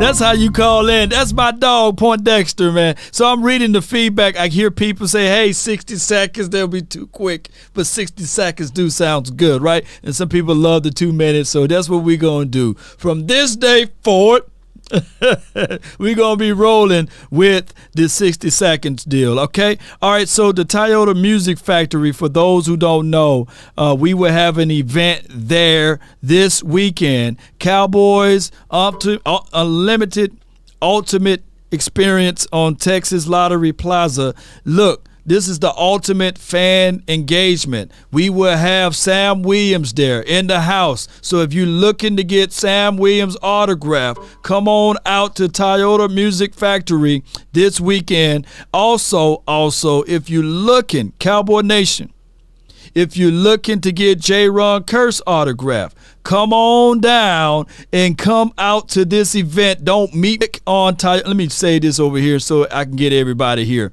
Go here, book your tickets, call in, be there. It's a free engagement. This is what the nation do. We have not just a good time, we have a great time. The third player that's going to be out there at this event, I love to see y'all, will be Jabril Cox. Come on out. Meet with the players. Shake the player's hand. And if you're sick, you stay your butt at the house. If you're feeling sick, you stay at home. But if you're feeling good and you want to mix and mingle, come on out to this event. We're going to have not just a good time, we'll have a great time. I'm there, Tupac, Biggie, everybody will be there. Come on out, have a good time at Toyota Music Factory. Meet and greet will be the name of the situation. Look, last year we had people from other teams like the Buccaneers fans or Atlanta fans or people from other teams to come there to have a good time as well. So even if you're a Buccaneers fan, come on out, spit your noise, have a good time, get a few drinks and all of that good stuff and have a good time. You know, that's what we do. It's football, it's talking rights, it's bragging rights. I can't wait to see y'all there. Click that link that I just put in over here. Did I put it in there already? Yeah, click that link and come on out, man. Have a good time with us, man. And like I said, Sam Williams, I think the world of Sam Williams. I think that he will be the guy. Let me post it one more time. I thought I put it in there. Did I put it in there? Let me put this in there. Hold on. And I'm going to pin it this time so I can get back to it. Okay. Bam. Get out the way. Hold on. Y'all bear with me. Replace pin. All right, so it's pinned to the top of my page now. So if you want, and I hope Facebook don't hit me up with spamming because Facebook don't like it. So yeah, I'm awake. Are you? I'm here for law. Appreciate you, man. Thank you so much. All right, appreciate you, man. So that's what we do. I got my guy. I thought I had you already, but you from the 832. You're live. Who that? Yeah, you're live. Talk to me. Oh, man, I've been waiting so long to talk to you, brother. I know, man. No, brother, I love it, bro. I just wanted to say two things, and I'm going to keep it short. No doubt, man. I love what you do. My nana says you got the greatest beard on the earth, man. I appreciate it. She said, I don't know what he does. She got some notion in her head, but she got some kind of conditioner, and mine ain't working, man. She said, mine looks like a stray dog. I said, all right. hey, what we got is the beard butter, man, and it's gonna come out to a neighborhood near you soon, man. Thank you for educating me, brother. It's good to hear from you. I only had one question, man. Talk to me, man. One question and one question only. When Pollard is doing his thing, and you know they call him Gadget, that's gotta bother him, right? Right, I don't think he's a gadget guy. I don't think he's a gadget guy. I think one of the callers said that. Yeah. But I just want to know how you think we can most effectively use him. That's it. I mean, use him as a running back. He's a running back. I think he can run in between the splits. He can bounce it to the outside. And he's not this dude that a lot of people think that he's like 190 pounds, 180. He's big for his size. He's like 215. He's the same size as Debo, right? And Debo is considered Debo, right? So I think that he's a good size guy. He's got good, decent speed. I think that the way the Cowboys utilize him could be off a little bit. They need to use him more. And I think that he'll be an impactful player for this upcoming game if they utilize him. Yeah, man. You know, and I know they have to space him out. And, right. You know, everybody got to get their little time in. But just wanted to hear that from you, Law. I love what you do. God bless you. How about them Cowboys, man? No doubt, man. Let's go. Let's get it, man.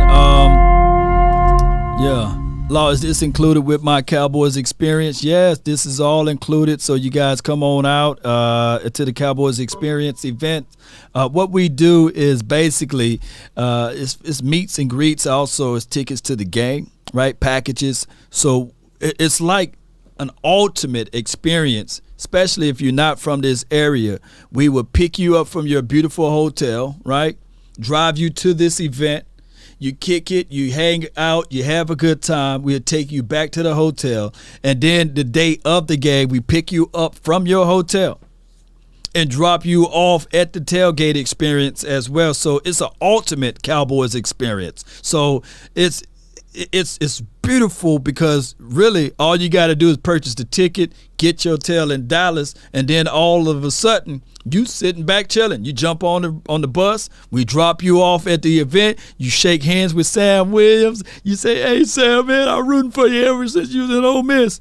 You get to take the picture, and you kiss the baby, and then you do the same thing with J-Ron Curse, and you tell J-Ron Curse, "Hey, lock in, J-Ron, lock in." And then J-Ron say, "Yeah, we locked in." And then you tell Jabril Cox how much you like him over LVA and that he's going to be a promising future Cowboy linebacker in the National Football League, and Jabril Cox will remember you. And then all of a sudden, 5 to 6 years from now, when Jabril Cox is the all-time tackling machine for the Cowboys, you can say, "Man, Jabril, you remember what I told you in 2022, And Jabril said, "Yeah, I remember you. And here's the picture, Jabril." This event that Barry Griffin been doing, he's been doing it for a long time. He literally had this event when Tony Romo was like the undrafted guy, right?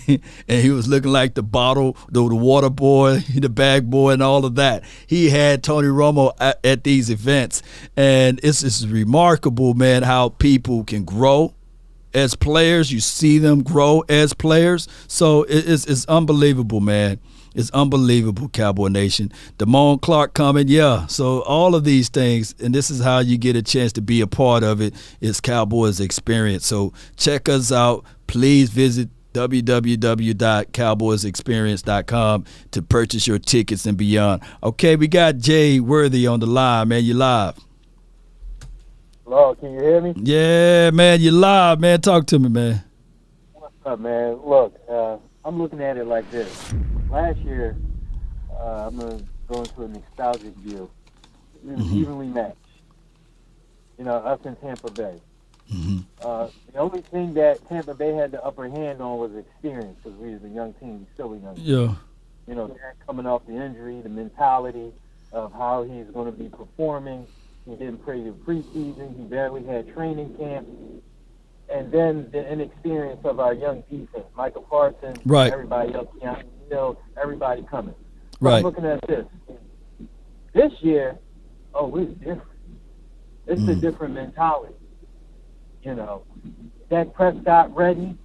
We got Micah Parsons and that defense ready. Second year in Dan Quinn's defense. We ready. The mentality is different. Yeah, we evenly matched in talent, I think, but that these dogs won't come out. And it's going to be a different mentality against these Tampa Bay Buccaneers. The mindset, yeah. Tom Brady. It's the mindset. The mindset. And I only got one question for you all. Talk to me, man. Because I know I only got 2 minutes. We know that Trayvon Diggs is going to lock. He only gets 3 catches a game. He's out of the game. So we're going to have Anthony Brown and Julio. What's the best way for our secondary to defend these other 2 receivers? I mean, let that front attack, hit, get there. That's always the best way. The front, if they create pressure, look, it will make the secondary look unbelievable. It will make the secondary look unbelievable. So I think that we got our solid DB out of Trayvon Diggs. Like even if you go back to the Legion of Boom, you probably can't name me the nickel corner there, right? Oh, you can. Yep. And the other DB was just a DB, Browner, man. Yeah. Yep. Brandon Browner and Richard Sherman. That's it. Right. Cam Chancellor, the interior, Earl Thomas, those boys did their thing, but people fail to realize their front, the way they created pressure, you don't even know who the nickel guy was. You don't even know, Maxwell, he did a good job, but he wasn't a household name. So people fail to realize those things, and that's just how it goes, man. I appreciate you for calling in, fam. Oh, that's not a problem, Lord. How about them Cowboys? Yes, indeed, man. Yeah. for the Ravens, man, you probably don't even know who the nickel corner is, right? For the Ravens, right? You don't know both of the LB. Well, you know the LBs, but you don't know both of the DBs out there, right? Outside of Ed Reed, he was the hell of a safety there in that organization, right? So you guys, we can't have Pro Bowlers on every level, right? And I think that what Anthony Brown did last year is serviceable enough and good enough for us to get by. As long as our front create pressure and continue to deliver, then everything will work its way out. Like Parsons said, he wants this defense to be the standard. All right, so from the 2-1-4, you're live. What's up with it, Law? What's good with you, man? Talk to me, man. Man, look. About that time. About that time, dog. About that time. You already know. You know what I'm saying, Law? Ain't no more faking and flogging no more, Law. It is what it is now, huh? No dipping and no ducking. Nope. Man. What can I say about our boys, man? We're going to be all right, Law. You're going to be all right. Let me get first game in, see how we looking, see if we laying some hats, see if we disrupting, ain't nobody running on us and stuff. Right. Little stuff like that. And then, I can come with some hoorah and stuff like that, you know what I'm saying? No doubt. But it's always going to be, look, Cowboy Nation, we here. You know what I'm saying? If we become 1-0, we make sure we let the nation know we here. We here. Bring it. Right here. And I don't want no excuses. And he was old, and I wouldn't worry all this. It's time to play football. Hey, he strapped up his chin strap. That means he want to play football. You want to play football. Yep. And the best way to play football is playing football. it's playing football. Right, right. Sunday coming, y'all. Y'all get y'all popcorn ready, because, Cowboys back, baby, man. Cowboy Nation. We back, baby. It's time to do it, Law. You hear me? It's time to do it, baby. Strap in, man, and get in and get all the way out. Get in and get all the way out, man. If y'all don't know what that means play your tail off. Nah, for real, Law. Yeah. But, man, you be safe. It's always love from Westmoreland over here. You know how it get, baby. I already know, man. Safe, Law. Let's get it, fam. Appreciate you for calling in. All right, now. Yeah, it's a good call from him. All right, that's going to be the standard. I think that's going to help out this show altogether. Would be the time clock, man. I really appreciate everybody who rocked with me today. I will be giving – look, this is the thing. Here's Dak Prescott at practice talking to the Associated Press. This is trainer Britt Brown. Y'all know who he is about his ankle and the Jordan 11s during the early portions of practice. He was just saying that it bothered him. All right, so that's how he looking down at it, and then they would do their assessment from here.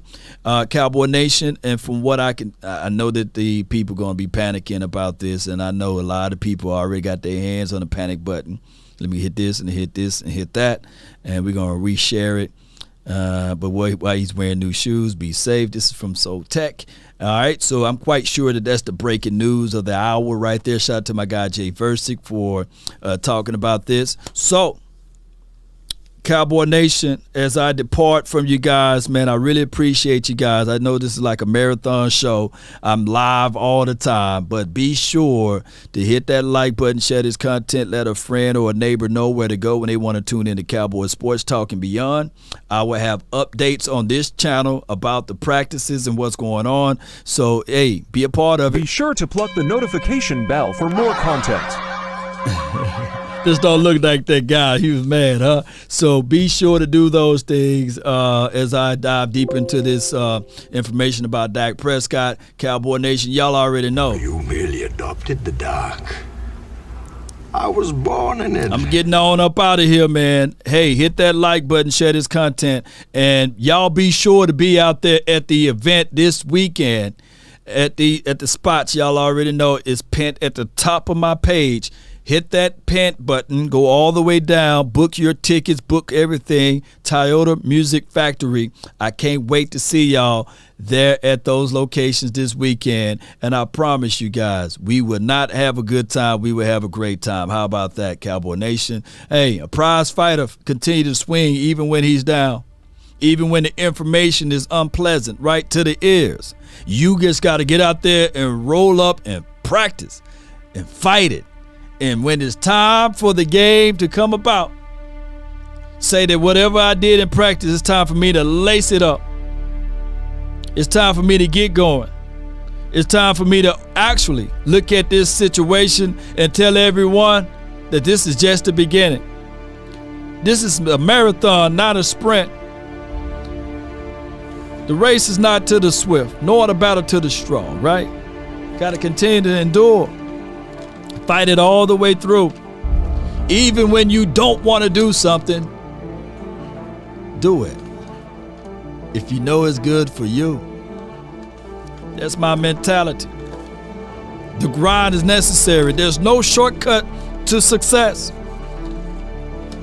People that's rarely given things, they cherish it, right? People that's given everything, oftentimes don't understand the value of it. And people that's given success early or the silver spoon don't necessarily grind to keep it because they feel as if though it can be given to them over and over again easily. But for those who have the mindset to say, hey, I grew up sleeping on the floor. I grew up fighting for the food that I have to eat. I can't leave the sandwich on the table.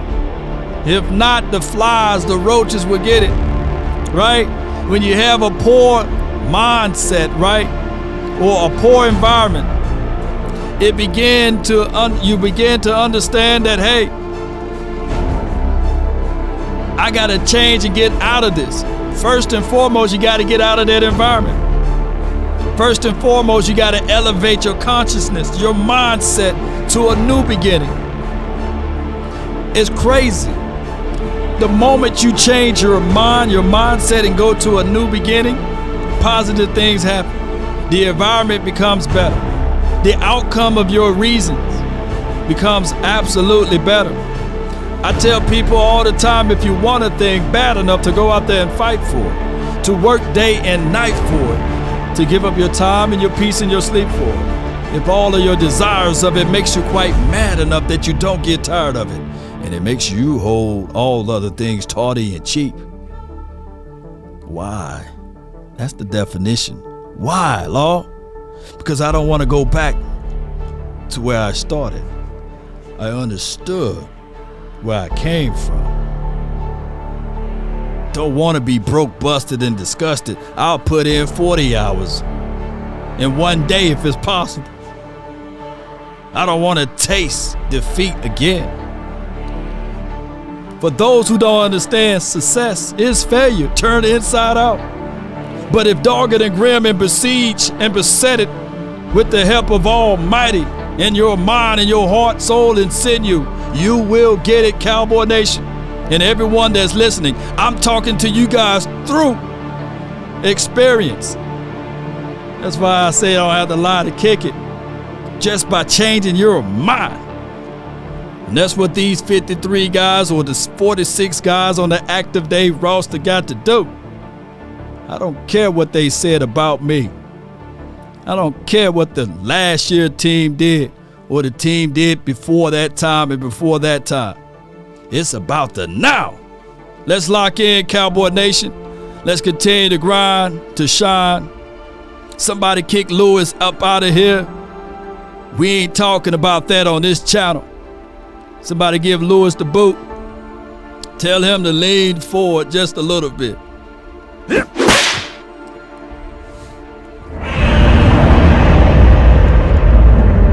Thou shalt decree a thing and it shall be established. Huh? That's my time. I really appreciate you guys so much.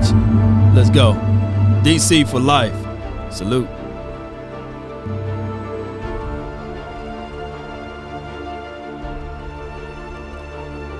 Stories have it, Lewis cried all the way out when they slapped him. Let's go. Don't mess with the nation, baby. Shout out to everybody with the super chats, man. Let's get on up out of here, baby. Yeah, I just wanna run it up. Let's go. Count a check or something. I've been really in the field, let up. Yeah. I've been really in the field, let her rush, I let her feel. Lately, I just wanna run it up. Come on. Don't need no deals, I make the deal. Have to take it to a meal. Lately, I just wanna run it up. Yeah. Roll those credits, baby. Kinda check a song. Lately, I just wanna run it up. Count that too, count it up. Yeah. Shout out to you, Duck. Shout out to you, Wilson, Leonard Owens, Smoke, the comment corner, Jay Versick. Shout out to Charlie J, Mr. 360, Manuel. Let's go. Who we lost? I'm with Bay, yeah, I'm with Jay, yeah, I'm with Chuck and now. Come on. Still the same, not switching sides, now it's about loyalty. About loyalty, baby. I pay y'all in time. Y'all just pay me back with loyalty, baby. Come on. You just rock what's on the shelf and I'm not feeling it. Search for the Get y'all hand off the panic button, baby. Can't trust a soul, I keep a hammer, call it too legit. I've been really in the field, let her rush, I let her feel. Lately, I just wanna run it up. Don't need no deals, I make the deal. Have to take it to a meal. Lately, I just wanna run it up. Yeah. Kinda check a song. Lately, I just wanna run it up. Count that too, count it up. Count it up, count it up, count it up. Lately, I just wanna run it up. Yeah, yeah. I just be off the dome. Come on. I never own no chrome. Too many foes and clothes. Yeah, I be at home alone. I be in zones alone. I be on road alone. Yeah. I been really in the field. Let her rush, I let her feel. Lately, I just wanna run it up. Come on. Don't need no deals, I make the deal. Have to take it to a meal.